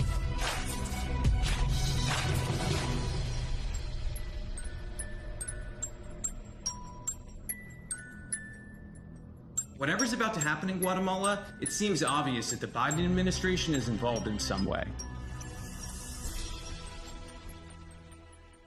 Oh, son of a bitch. Got fired. And they put in place someone who was solid at the time. Well, there's still... Let's call this for what it really is. Hunter Biden's Ukraine Burisma scandal 2.0. But this time, it's not Joe Biden, it's Anthony Blinken. And instead of Hunter, we got Jill Biden in the mix. We're going to unpack all of this. But first, let's lay down some cold hard facts. Fact number 1. I got the lowdown on every cent the U.S. government tossed at Guatemala over the last 12 years by hiring Randall Land, a private investigating firm. And big shout out to the badass investigative journalist Kim Wexler, MAJD over on X, for making the connection. Fact number 2. Over a 4-year period from 2020 to 2024, the U.S. government, through U.S. aid and shady NGOs, funneled in $796,863,594 into Guatemala. What does Guatemala have to show for it? 200,000 missing children. This topic is really close to our hearts here in Guatemala because we have had close friends in our family that have dealt with this situation in the past. It's the same NGOs that are implicated in one thing and the other. As you mentioned, 250,000 children have been trafficked from this country to other places of the world that we know about. That's what we know about. You can imagine the whole bunch of kids that have not been registered throughout the borders or throughout the hospitals, local hospitals. Fact number 3, from 2012 to 2024, over a decade, the U.S. government funneled in $4,046,986,932 into Guatemala through grants, contracts, loans, and direct payment. It looks like the deep state is using our hard-earned tax dollars to transform Guatemala into the child kidnapping capital of the world. They are covering it up with the biggest electoral fraud that happened here in Guatemala. They imposed this government to cover all their things that they have been doing for the past 4 years, for the past 12, 17, 20 years. And so they imposed the government. And that's how they cover up all these things that you've been mentioning right now. Now, that's one hell of an accusation. But let's dive into the grim details to see if it holds up. Listen up and listen good. Before we dive into the mess of rigged elections, assassination plots, and government overthrows, you need to grasp the sheer magnitude of this military-style child trafficking operation being ran by the United States government. This will give you a real taste of just how corrupt this system can be. According to ORR's official data, published on a government website, the Office of Refugee Resettlement reports that on January 1st, 2021 to October 1st, 2024, the U.S. government has taken custody of over 452,122 migrant children. These are migrant children between the ages of 0 and 17 who have arrived at the southern border without a parent. I want to be very clear on this part, America. The second that these children step foot on U.S. soil, they instantly become property of the United States government. So let's break this down, America, because this is going to blow your gosh damn mind. The University of Michigan seats 100,000 people. You see that on your screen right now. Now brace yourself. Picture that stadium at max capacity, then duplicate that 4.5 times over. That would be the equivalent of how many children this administration has trafficked into America. And we're not talking about just stadiums. We are talking about entire countries. Malta, with its population size of 502,000, could be completely swapped out for the number of children trafficked into America by the time that this documentary releases. Now, let's swing over to ORR's website, specifically the fact and data page. There, in black and white on an official U.S. government website, you can see the cold hard numbers. Scroll down to the country of origin section, and you'll find the grim list of top countries where these children are being kidnapped and trafficked into America by Mexican cartels. The top 4 countries in order are Guatemala, Honduras, El Salvador, and Mexico. Let's start with number 1, Guatemala. In 2021, the number of children trafficked into America skyrocketed by 540%. The figure jumped from 16,837 under the Trump administration in 2020 to a staggering 107,646 during Biden's first year in office. 47% were from Guatemala. In 2022, 127,447 unaccompanied migrant children were trafficked into America. 47% were from Guatemala. In 2023, 113,495 unaccompanied migrant children were trafficked into America. 42% were from Guatemala. In 2024, 99,381 unaccompanied migrant children were trafficked into America. 32% were from Guatemala. Now let's break down exactly how many of these children were kidnapped from Guatemala. Starting in 2021, 50,593. In 2022, 59,990. In 2023, 47,667. In 2024, 31,802.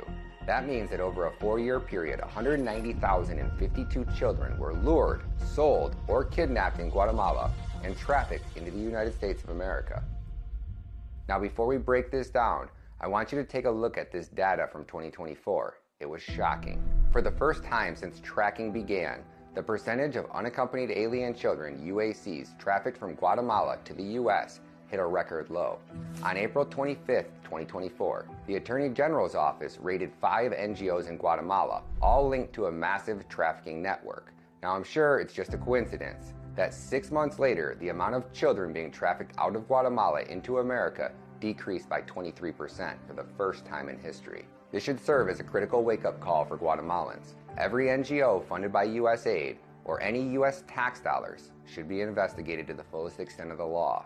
Now let's get back on track. As of January 1st, 2025, Guatemalans' population size was 18,530,000.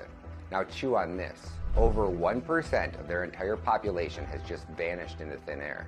But don't stop there. It gets even more demonic. According to the CIA World Factbook, there are about 7.1 million children living in Guatemala who are under the age of 18. If we take that 190,000 and we divide that by 7.1 million, you get a chilling 2.7%. Here's the harsh reality. Since Joe Biden took office, nearly 3% of Guatemala's children have been abducted and trafficked into the United States. With Guatemala taking the lead as the so-called capital of international child trafficking operations, as this chart shows. Over 200,000 children have been trafficked out of this country, Guatemala, and Save the Children is implicated in this. This isn't merely a statistic. It's a deep scar in our nation's conscience. It's an outright national disgrace. The government was trafficking children out of Guatemala, out of orphanages, for the sex trade. They're harvesting the victims from Guatemala. They're picking them out, like they're going shopping for shoes. Your statement really struck me, Secretary. The way you described the child trafficking that's occurring in your country. Remember the Russians a decade ago said you can't adopt kids from here anymore? You're doing horrible things to them?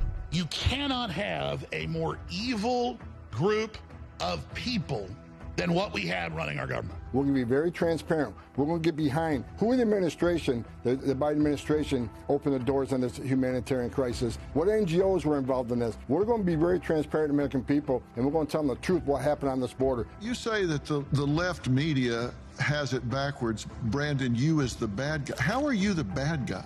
We're in a situation now where the left thinks those who enforce laws are the bad guys, those who broke the law are the victims. Well, we're going to change that after January 20th. And also, as President Trump is committed, we're going to deputize every U.S. citizen in this country to help us find 340,000 missing children, because we need the public's help on this. Let's be clear, America. Those 340,000 children, they didn't go missing overnight. By March 20th of 2021, the Office of Refugee Resettlement, ORR, had admitted to Congress that they had lost over 20,000 migrant children. Again, not answering a phone call, that does not mean a child. Secretary, you have dropped them off at a sponsor's house. You now can't get a hold of them. That's on you. What do you do after that? What I'm hearing back is you don't do anything. You shrug your shoulders and then send another batch of kids out to another group of sponsors' homes. I know you've lost contact with these children, and now we're told that when you lose contact with these children, it's not being lost. But it is being lost. By February 23rd of 2023, the New York Times published their investigation titled Alone and Exploited. Migrant children work brutal jobs across the U.S., which exposed how ORR could not find over 85,000 migrant children. The New York Times, actually, this is not a Republican rag, by the way. I reported in February of 2023, HHS had lost over 85,000 unaccompanied children. I think you're telling us that you don't disagree with the 85,000 number of children that we lost contact with. We don't know where those kids are. We do not track or monitor. The answer is no. There are 85,000 kids that came across the border. We don't know. Is that right? Apparently it is. ORR. By August 28th of 2024, ORR admitted to losing 323,000 migrant children. Would you change anything that you've done in the last 4 years with 320,000 children unaccounted for by your administration? What do you have to say for yourself, Mr. Secretary? This is the end of this administration. It's the end of your tenure. What do you have to say for yourself? Recognizing that we don't deal with immigration, that is part of DHS's authority. We deal with the care, the human services side of care for kids. Mr. Secretary, when the history of this administration is written, I would not want to be you looking back on what historians say about your tenure. I'm sorry, but that's the fact. On December 14th, Tom Homan admitted that HHS had lost track of over 340,000 migrant children. Every mom and dad knows what it's like. They have a gut feeling when they see something out there in the public that there's something ain't right with that child. So we're going to deputize every one of them to help us find over 340,000 missing children, which many of them are going to be in the city. So let's pause for a moment here. Since Biden took office, our government has taken custody of over 452,121 children. And out of that number, we've lost 340,000. That's 75% of the total, which is absolutely mind-blowing. This means that the United States, the supposed leader of the free world, has taken in over 190,000 children from Guatemala alone and lost 142,500 of them. This is a gosh damn humanitarian crisis. It's deplorable that so many of us are scandalized by human rights violations in these other countries that I named, like China, North Korea, Syria. But these are human rights violations. They're happening right here. We know about it. It's in numbers of thousands, and we act like it's not happening, or it just happens in other countries, but not us. Greta, it's hundreds of thousands of children they can't account for. Hundreds of thousands. 500,000 children, we don't know where they are right now in this country. I mean, if it was an American child and you found somebody working 2 a.m. in a factory, what would you do? Call the parents and say, what's going on? When it comes to the immigrant children, we don't care. There's a level of hypocrisy that everyone that states they want to protect everyone but innocent individuals who are victims of crimes and children. And we have delivered them to criminals and traffickers and members of transnational criminal organizations who are using the UC program as a white glove delivery service of children. The United States of America is the #1 consumer of all hard narcotics, the #1 consumer of child porn, and the #1 consumer of child rape. America is not a country you want to be lost in. Just ask Tim Ballard. Literally, it is more difficult, and I'm saying this literally, it's more difficult to adopt a cat from a shelter than it is to go down and claim sponsorship of a child and take possession of that child. And now we know hundreds of thousands of children who showed up at our borders unaccompanied are now disappeared into the belly of the beast. And why do I call America the belly of the beast? Because we are the #1 consumers of child sexual exploitation material in the world, thus making us probably the highest demand for child sex in the world. So this is not a country you want to be lost in. Human trafficking is worse now than it's ever been in the history of our world. It's a U.S. problem, but it's a world problem. One little girl I can tell you about, in fact, I introduced this little girl to Miss Trump during a private briefing. This little girl was kidnapped in Central America, 11 years old, groomed for 2 years, with the intent of getting her ready to come to America. Why? Because we are the highest consuming nation of child pornography. We are the clientele that's the big money.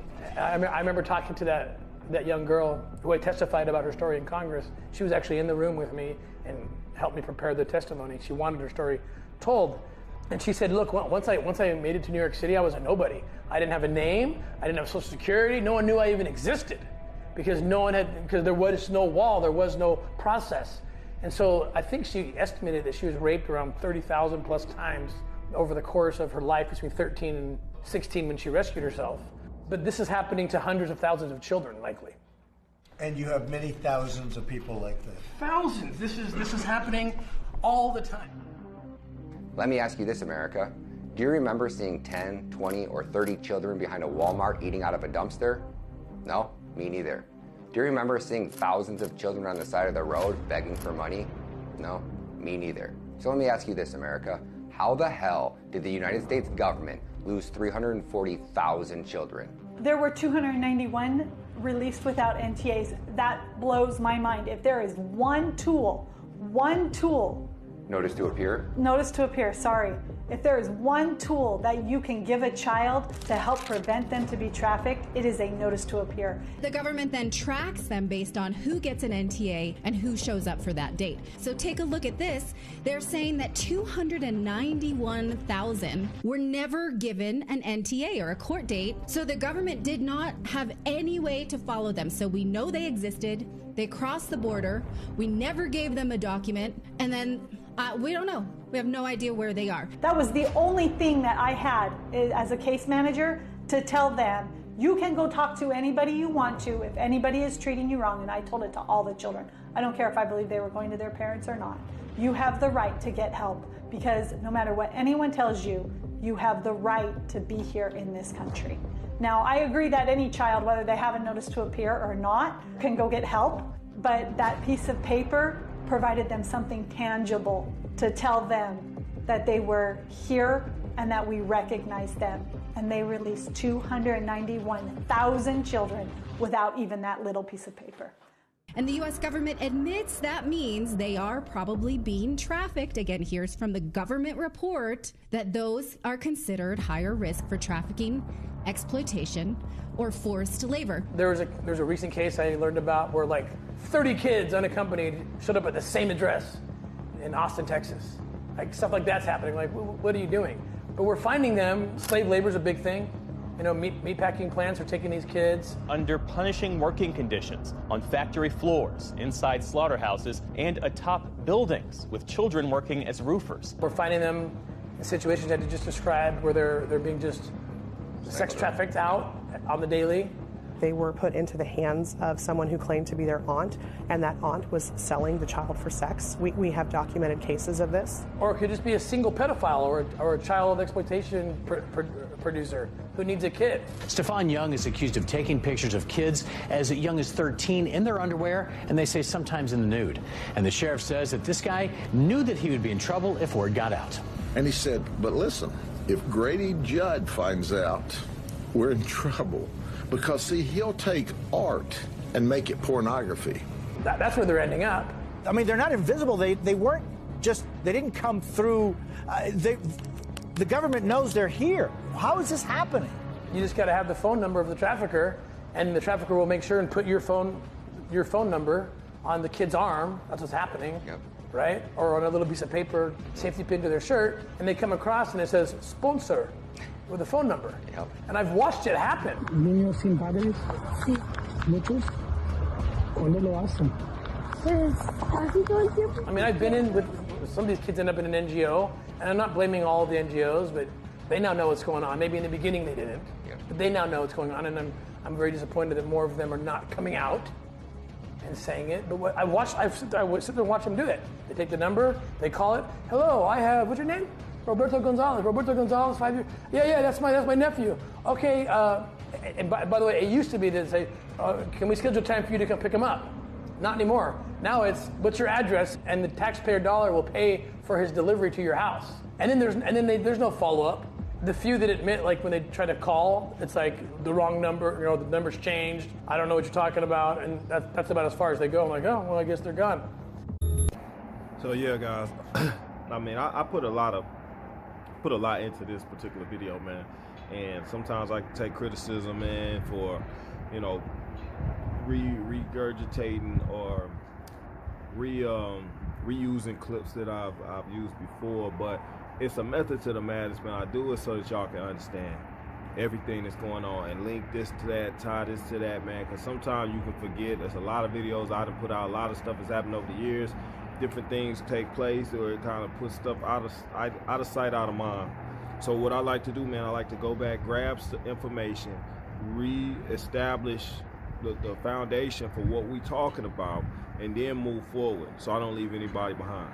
Kind of like that new rule they had put in place: no child left behind, no adult left behind. So we make sure we put it all together, man. I'll tell y'all this all the time too, man.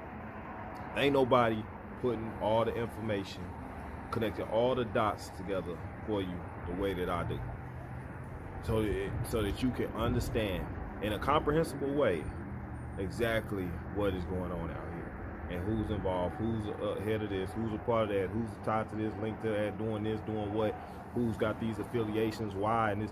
Man, I give it to you raw, uncut. It's not easily conceivable for some people, man. Some people can't fathom the crap that's been going on out here. But when you get it in the right way, in the right pieces, it all makes sense.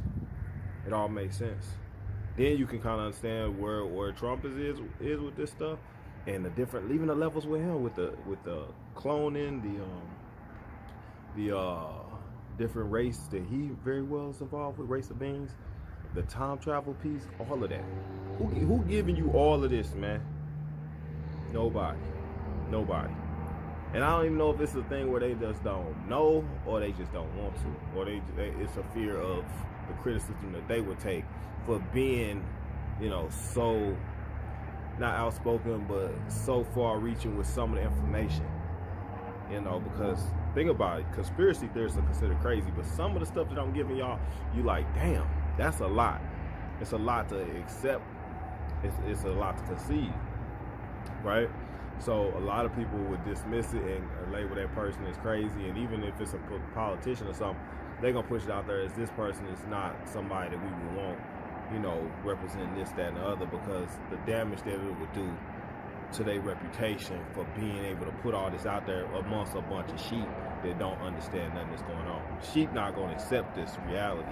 They don't accept all this information that I'm giving you. It's too much. Like I said, a lot of this stuff has to be given to you over time. That's why I believe right now the Trump administration is slowly filtering out information in a way, in an eloquent way, so that people can accept it and conceive it. It's conceivable the way they're giving it to you. Let's show them about Diddy. Let's show them about Epstein. Let's show them the corrupt politicians by USAID. Let's show them what they've been doing with the medicine. Let's show them what they've been doing with the food and water. We're going to get to it, then we're going to get to who's behind it, the culprit. I think they're doing this in an eloquent way so that people don't shit their pants or wet the bed. I believe that's what they're doing.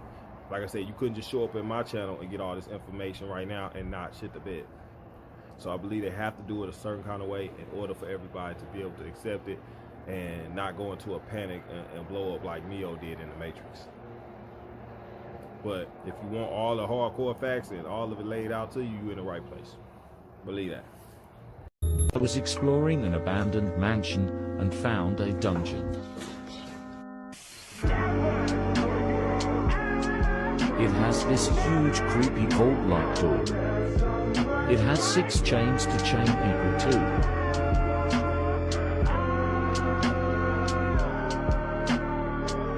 We found her under the floor.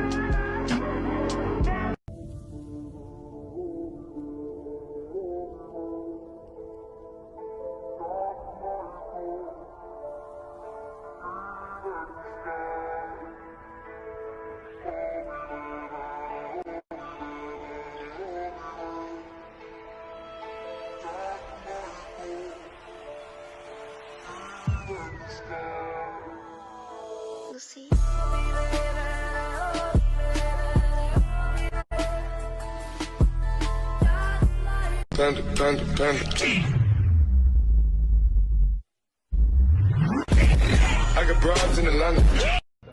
Oh, it's just a laundromat. Guys, I swear I saw TikTok. There's a door here. Hold on. Girl, I think they're closed. Let us in! Oh wait, you're just doing stuff? Yeah. Oh my god, wait. It happened in the 1980s when hundreds of children accused teachers at the preschool of sexually abusing them. The accusations got more and more bizarre as kids started talking about satanic rituals, witnessing animals being mutilated, and being taken into secret underground tunnels underneath the school which led to other places. Children named professional football players, baseball players, politicians, and actors as perpetrators. A group of the parents teamed up with FBI agent Ted Gunderson. Gunderson was a senior special agent in charge of the FBI Los Angeles division at the time. Page 49 of the FBI release shows that they found multiple tunnels, a Disney bag with copyright 1982 written on it, a plate with a pentagram hand-drawn on it, no doorknobs on classroom 3, only a deadbolt lock. This was one of the classrooms above a tunnel. Fire alarm switches that didn't connect to a fire station, but were used at school. More than 2,000 artifacts under the school floor, including over 100 animal bones. Page 48 shows a map of the school with 2 tunnel entrances. Respected law enforcement professional, recently or retired now from the FBI, former regional director of Los Angeles. Do you, sir, believe that these dreadful allegations of babies being sacrificed are true? I absolutely believe it, without any doubt. Based on the information that's been given to me across the country by numerous survivors and by confidential sources. Hobbs was initiated into a satanic coven as a child by his grandfather and continued participating for many years.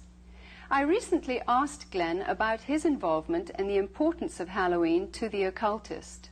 Well, my involvement in satanic worship was, I was involved in it as a child. Of course, I was a generational Satanist, what they call a generational Satanist, and what that means is that my family was involved in it and their family before them. Now, my earliest rememberings of Halloween and some of the things that were involved was, it was a very dark time for me as a child. It was something that I didn't enjoy. Glenn, could you tell us about your involvement in any rituals at Halloween as a child? There was another little girl that was involved in the occult with me, and her name was Becky. Now, Becky was a different type of child. She was blessed to be a sacrifice. I was being blessed to be a high priest, where she was being blessed and born into the coven there to be a sacrifice. Now, we were in a ritual where we were married together. It was a marriage to the beast, and me and the little girl were married together, and there was a lot of sexual abuse that took place, and a lot of blood that was spilt over us, joining us together. When do Halloween rituals actually begin, and what is the ultimate purpose of Halloween? Well, the ritual that I remember the most clearly began about the end of September. Me and the little girl, the one I mentioned named Becky, the abuse was very concentrated at that time. We were taken into several rooms where our clothing was removed. We spent the next couple of weeks in a kind of a shack where a lot of rituals went on, where a lot of animals were killed. They summoned Lucifer and his spirit to come and possess me, and so that I would be blessed to take over the position of the high priest at a certain point in time.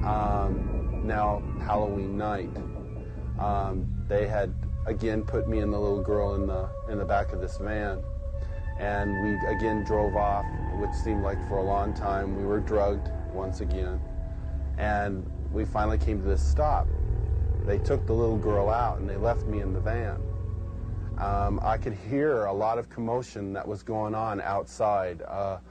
People that were screaming and yelling, and this low murmuring and a moaning noise that was going on, like some kind of a low chanting noise that was going on. So I knew in my mind there was some type of a ritual going on, because I'd heard that many times before. You know, it was real common to see people fall on the ground and convulse and go into convulsions during rituals and stuff with the demonic presence that were around. And finally, a woman came to the back of the van and she said, "It's time to go." And she brought me out of the van, and I could see that there was just a lot of people around. Some were dressed in dark brownish kind of robes with hoods over them. They took me up and they led me up to this stone altar. And I remember I saw the little girl, and she was on the altar. Now, at first, you know, I just wondered what was going on, because you never knew. I mean, they used the altar for a lot of different things. They could have just been sacrificing an animal over, could have been a sexual abuse from the high priest onto her. You know, it was a hard thing to know for sure. Well, they ushered me up to the altar, and I could see that they had bound her feet. They had her feet spread apart, her legs, and they had bound them to the ends of the altar, and they had taken her arms, which were laying out this way, and roped them to the altar, which had little kind of like hooks, which they could bind the ropes around. And she was really white. I remember seeing her, and she was just real pale and real white. And I noticed that they had slit the bottoms of her feet and her wrists, and they were taking the blood that was running out of those areas and putting them into chalices and passing those cups around to different people who were partaking of her blood.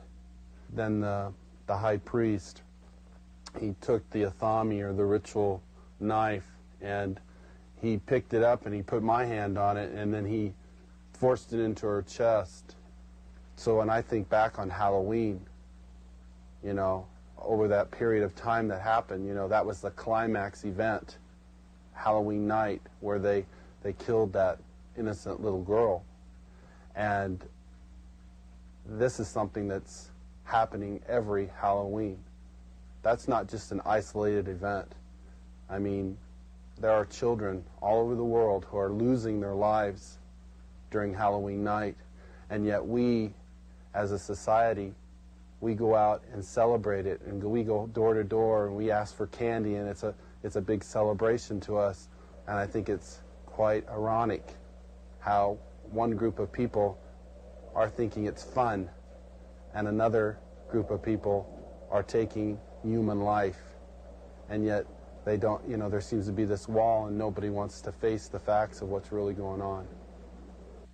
You know, I've been hearing rumors about those black microfibers that are kind of worm-like that move inside of those N95 masks or whatever. Sure enough, there are black microfibers on here, as you can see.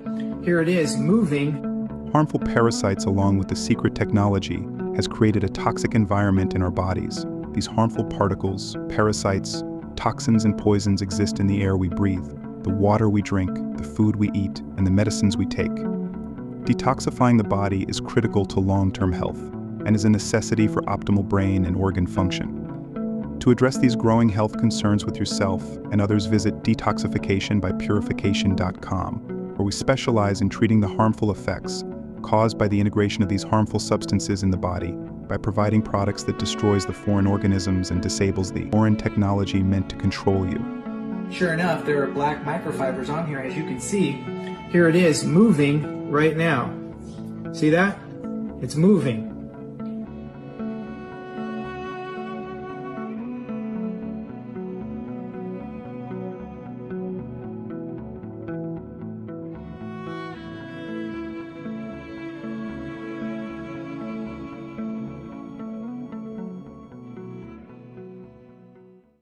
Georgia Tann kidnapped and then sold an estimated 5,000 babies between 1924 and 1950.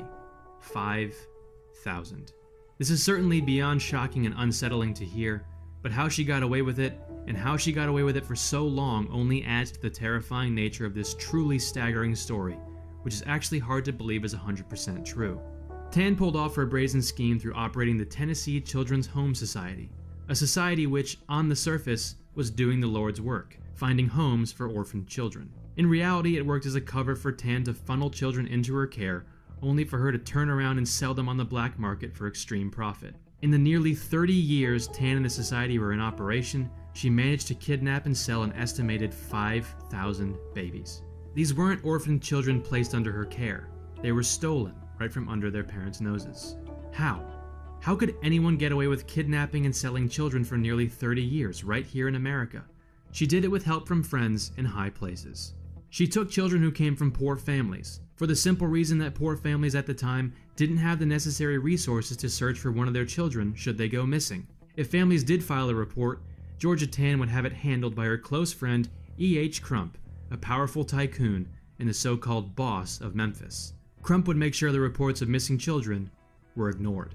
She also had an elaborate system for taking newborn babies from hospitals and mental wards, bribing doctors and nurses to help protect the children, and then tell their unsuspecting parents that their baby was stillborn. Tann would take off with the baby, with the child's parents believing their newborn to be deceased. She even had a system for snatching children right off the street. She took children from churches or daycare centers while they played with their friends. They'd end up in the arms of a uniformed social worker under Tann's employ, and they'd never be seen by their birth parents again. Once the children were under her care, and their parents were none the wiser, Tann would wipe their identities and sell them to couples looking to adopt, leaving them completely in the dark about where the child came from by falsifying or destroying their documents. Tann pocketed millions of dollars selling children to out-of-state couples, charging a $5,000 premium on out-of-state adoptions. Almost 90% of her sales, which in this context, sales is a truly disgusting word, went to wealthy couples in New York and Los Angeles who could afford the steep pricing of Tann's services, including actress Joan Crawford, who adopted her twin daughters from Tann. It should be noted none of the adoptive parents had any chance to suspect what they were doing was wrong. On its face, Tann's operation was a legitimate adoption agency. Of course, simply adopting a baby and then never having questions about where that child came from isn't possible. But if the adoptive parents ever questioned Tann about issues that arose, things like missing birth certificates or clearly falsified medical histories, Tann had an answer.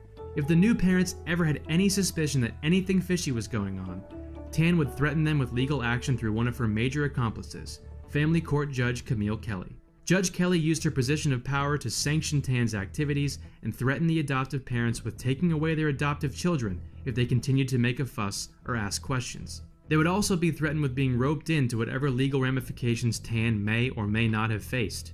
I mean, they did use her services, so technically they were involved in an illegal enterprise themselves. And here was a judge telling them they were complicit.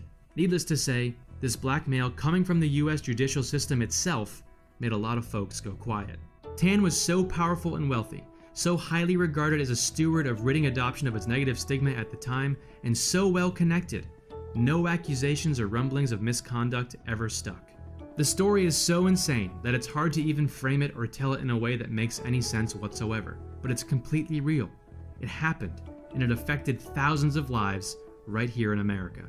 To make it even more insane and unbelievable, one of those children that Tan and her agency kidnapped and sold to unsuspecting adoptive parents was professional wrestling legend, the Nature Boy, Ric Flair. And in the end, Tan and Judge Kelly and E.H. Crump and everyone else who knew it was truly going on at the Tennessee Children's Home Society got away with it. None of them ever faced charges. Tan died of cancer at 59.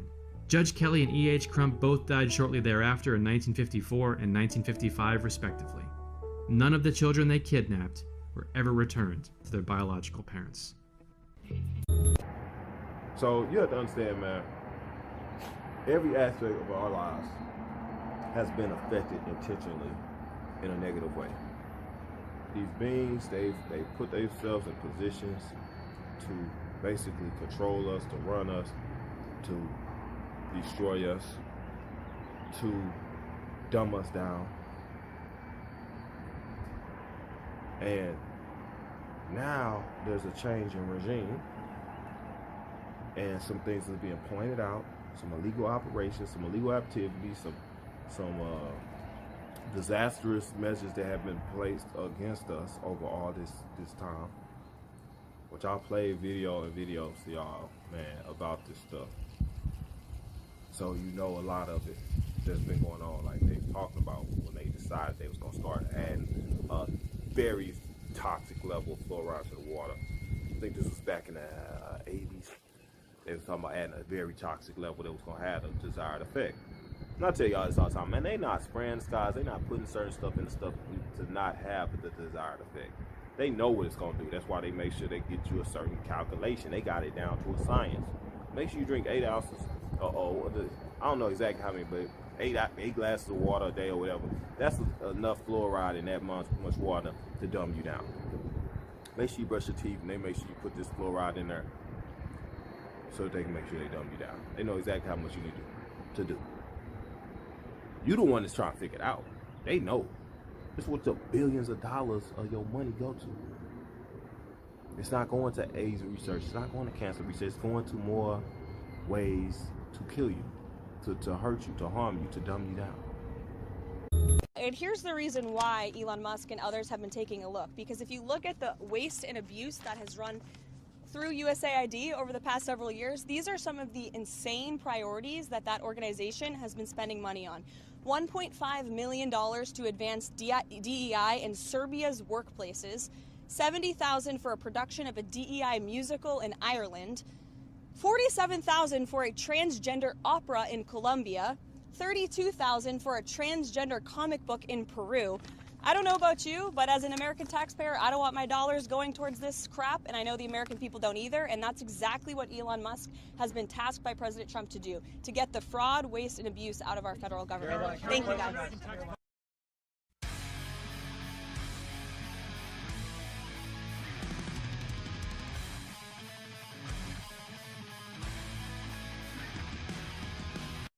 And I would just say a strong message to Democrats who are out there pretending to be outraged about the long list of crap that this administration is cutting federal waste and funding, like $2 million for sex changes in Guatemala, $6 million to fund tourism in Egypt, $20 million on a new Sesame Street show in Iraq, $4.5 million to combat disinformation in Kazakhstan. I could go on, and I'm happy to provide this list to every single one of you. Democrats are outraged that the American people want to be, they want their taxpayers going to good uses, not stuff like this. But then they're very quiet about the fact that there are still North Carolinians and people in California who have lost everything, and in the last 4 years, this federal government did nothing to help them.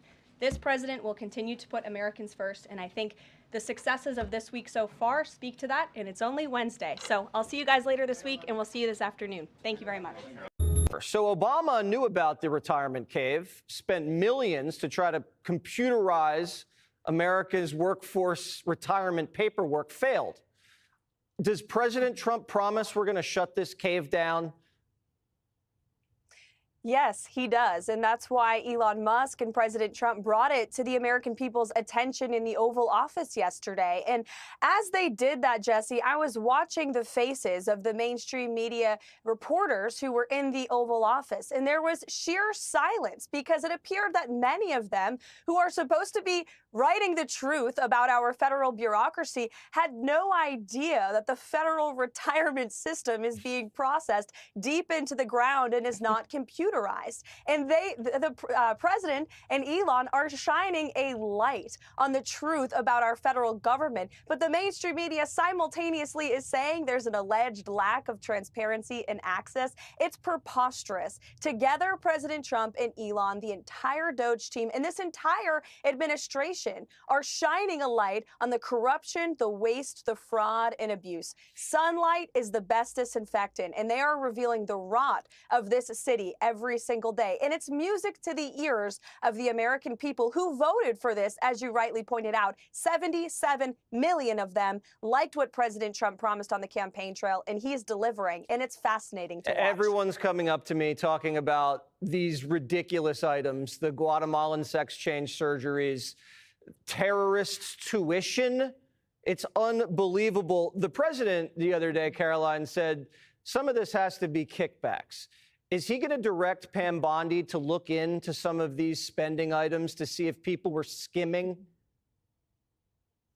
Well, he's already directed Elon Musk and Doge to do just that. And of course, the secretaries at all of his departments as well, who have signed secretarial orders to direct their staff at their respective agencies to cancel these contracts if they do not align with the president's America First agenda. And so all of these secretaries have been directed to go line by line and determine whether or not this funding advances America's interests. And as you heard President Trump say in the Oval Office today, the vast majority of these contracts that America has been dishing out do not align with the American people's interests. They are the antithesis of putting America first, and it's been a complete waste and abuse of the American taxpayers' hard-earned dollars. And so the entire administration is on board with this effort, and it's about time that people in this city treat the federal government as a business. Small business owners across the country have to look at their money in and their money out every single day. Bureaucrats have never done that. And that's the other irony in the mainstream media saying that there's no transparency. I mean, before it was Elon Musk and President Trump doing this and being highly scrutinized for it, it was just unnamed bureaucrats in the city that nobody knew just writing checks. And finally, we're actually looking at the books, and what they are revealing is truly appalling, but I guess not surprising when you look at the way that Washington has been run for decades. Again, the American people voted for this monumental change, and that's exactly what they're getting. You know, you showed some receipts today, like they didn't believe these things existed. If you show these people in the press room, this is $2.5 million for cow flatulence reduction. Do any of these reporters make a case for $2.5 million for cow flatulence reduction in Brazil? Well, they tried to make the case yesterday for $50 million in condoms to Gaza, saying that they actually went to another country, as if that's any better. The point is we are discovering this egregious misuse of American taxpayer funds. And yes, Jesse, we have the receipts, and I will continue to pull them at every briefing if they continue to ask, and we will provide that information. We have nothing to hide. Again, President Trump is exposing what the American people want him to do. The enemy doesn't use stuff to help you. They not putting money together to help you. They've been taking your tax dollars to do it. And that's the crazy thing, man, too. Like, talk about taxes and people getting in trouble for taxes and things. Like, you get in trouble for taxes and they taking your taxes and they killing you with it. Not just killing you, they paying for Taliban's children and stuff, funding these folks in other countries that's been attacking the United States. Come on, man. And then they've been money laundering, taking the money, bringing it back in to their pockets. And they want to throw you in jail or prison if you don't pay your taxes. And then Trump talking about abolishing our IRS. Are you with him on that? Should it be abolished? I showed you that it's under the Queen and under the rule of the Dracos. I showed you that. So why is he ripping their money right from under them? Why is he putting a crop in their rug right from under them? Why is Trump doing that? I don't know, fam. I don't know. But y'all gotta look at it, man. Y'all gotta look at it. He doing a lot of stuff that go against them. A lot of stuff that's going against them. So, man. We're just gonna have to see how far this stuff go, man, and the different measures. The different measures that they take, man. We got to see. But I do believe we're on the right track. It does worry me a bit about the AI, the boom of the AI, man, and these robots that Tesla's putting together. I am concerned about that to some degree. I will say that, because it does take me back to Terminator and Skynet. If these robots that they create become self-aware, which is very possible. I showed you a video before where they was talking about how it happened. I think it was in Japan, where the robots they was creating became self-aware, and they attacked and killed like 28 scientists or something like that was in there that was putting them together. And one of them had like connected to the internet and started downloading how to repair itself. It was crazy, man. This lady, she was putting it out there. I don't know if I'm putting it. At a top robotics company in Japan this week, 4 robots being developed for military applications killed 29 humans in the lab. And they did it by shooting what he called metal bullets. I didn't know there was any other kind. The scariest part is that lab workers deactivated 2 of the robots, took apart the 3rd, but the 4th robot began restoring itself and somehow connected to an orbiting satellite to download information about how to rebuild itself even more strongly than before. And this next sentence is a quote. I'm writing this down. I've been doing this for years. This is serious shit, Linda, but you're never going to hear about this. But that does concern me, that because yeah, these robots they pose a significant threat to the human race. They do, because even with them, like we talking about, far as on an economic level, you start replacing these jobs, man, these people with robots. That's a bad thing. That's a bad thing. Then you start talking about them becoming more intelligent, them upgrading and to the point where they downloading and stuff, then it could become a real problem. It could. So I wanted to point that out. If that does occur, man, we could have some real problems. We could have some real problems based on, you know, the information and stuff that's coming out, that's evolving around that, and that's Elon. All right, so we'll see, man. We're gonna keep our eyes on that and the developments around that. But yeah, I think this video long enough, man. I put a lot of information in here. Hope everybody's good, man. If you haven't had a chance to get over to the Detox Shop, man, we're still running the sale right now. We do have the IVs and everything. A lot of people ask about the ivermectin, right? Got those back in. So we do have the bundles, the super bundle. It's $150 right now. It comes with the IV, which is the ivermectins. Comes with the DE parasite detox. Get the parasites out of your system that cause cancer and stuff. You know that. All right. That IV also helps with that as well. The Genesis pineal gland decalcifier, which kills the fluoride in your system, decalcifies all the crap that they've been doing to your pineal third eye to keep you blinded and asleep. All right, we got the Body Shot Detox, gets all these Morgellons and things, and all this toxins and poisons they put in the air that's going to attach to your body. It causes all kind of problems as well.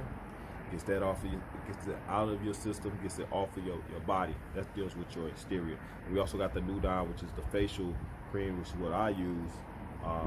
It's a clay that goes on your face, man. It pulls out all the toxins and impurities, and also the parasites that's in your face. Because you have parasites that live on your face if you don't clean them. All right? And you have to understand, man, these parasites, there's so many different types of parasites. I talk about this all the time. There's parasites that literally control your mind. And you don't even know it. Controls your behaviors, your sexual activities, controls your diet, how you eat, what you crave, all of that. You eat stuff that you don't even want to eat because the parasites tell you to do it. They also are linked to schizophrenia.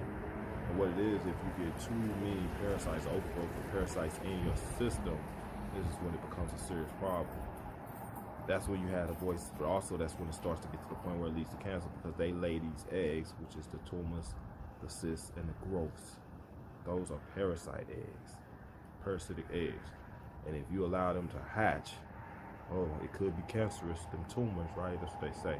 It's a cyst, but you're okay. It doesn't look like it's a problem, but it could be cancerous. It could be cancerous because they could hatch. You know, once that egg sac hatches, goes throughout your body, you have cancer. All right, some people never go to the doctor to get, now I will say the doctor will tell you when you might got a cyst, a tumor, or growth. That's because they want to put you in their pocket and make the money off of you. But they won't tell you what to do to kill the egg sac, because you're not supposed to know that. Oh, you got lesions on your brain. What are the lesions, doc? Oh, there's lesions. What is a lesion? A lesion is a hole being dug.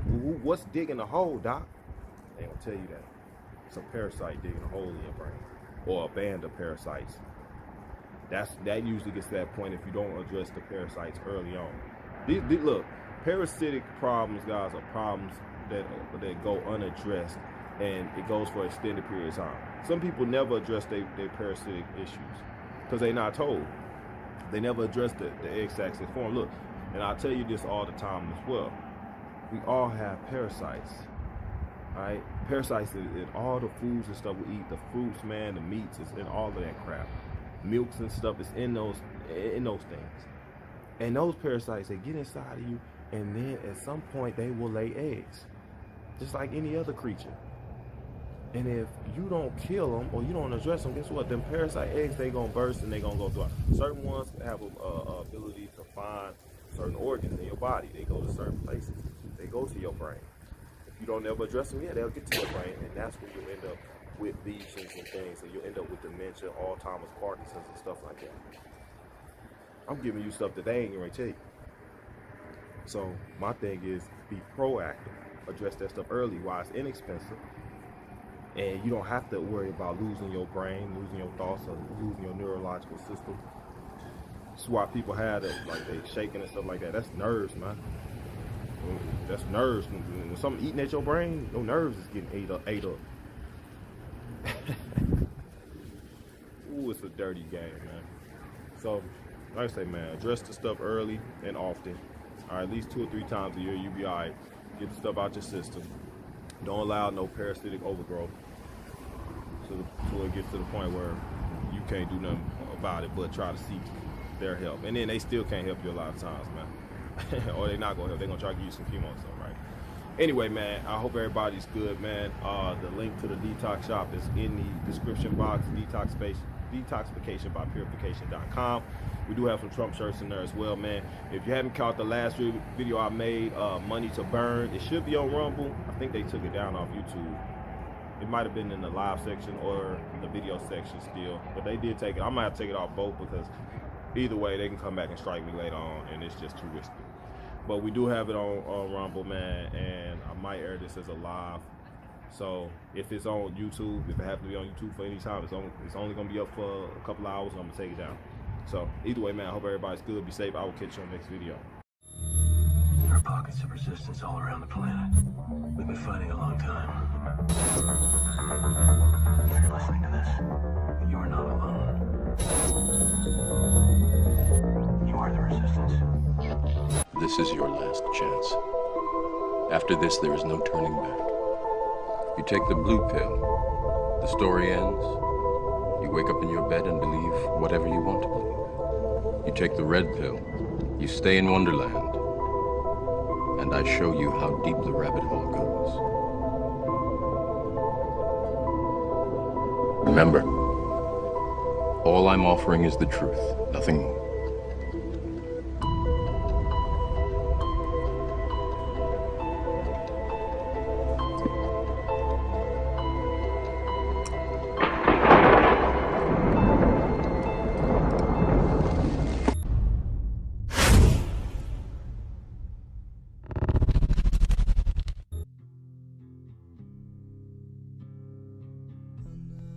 Underneath the bridge,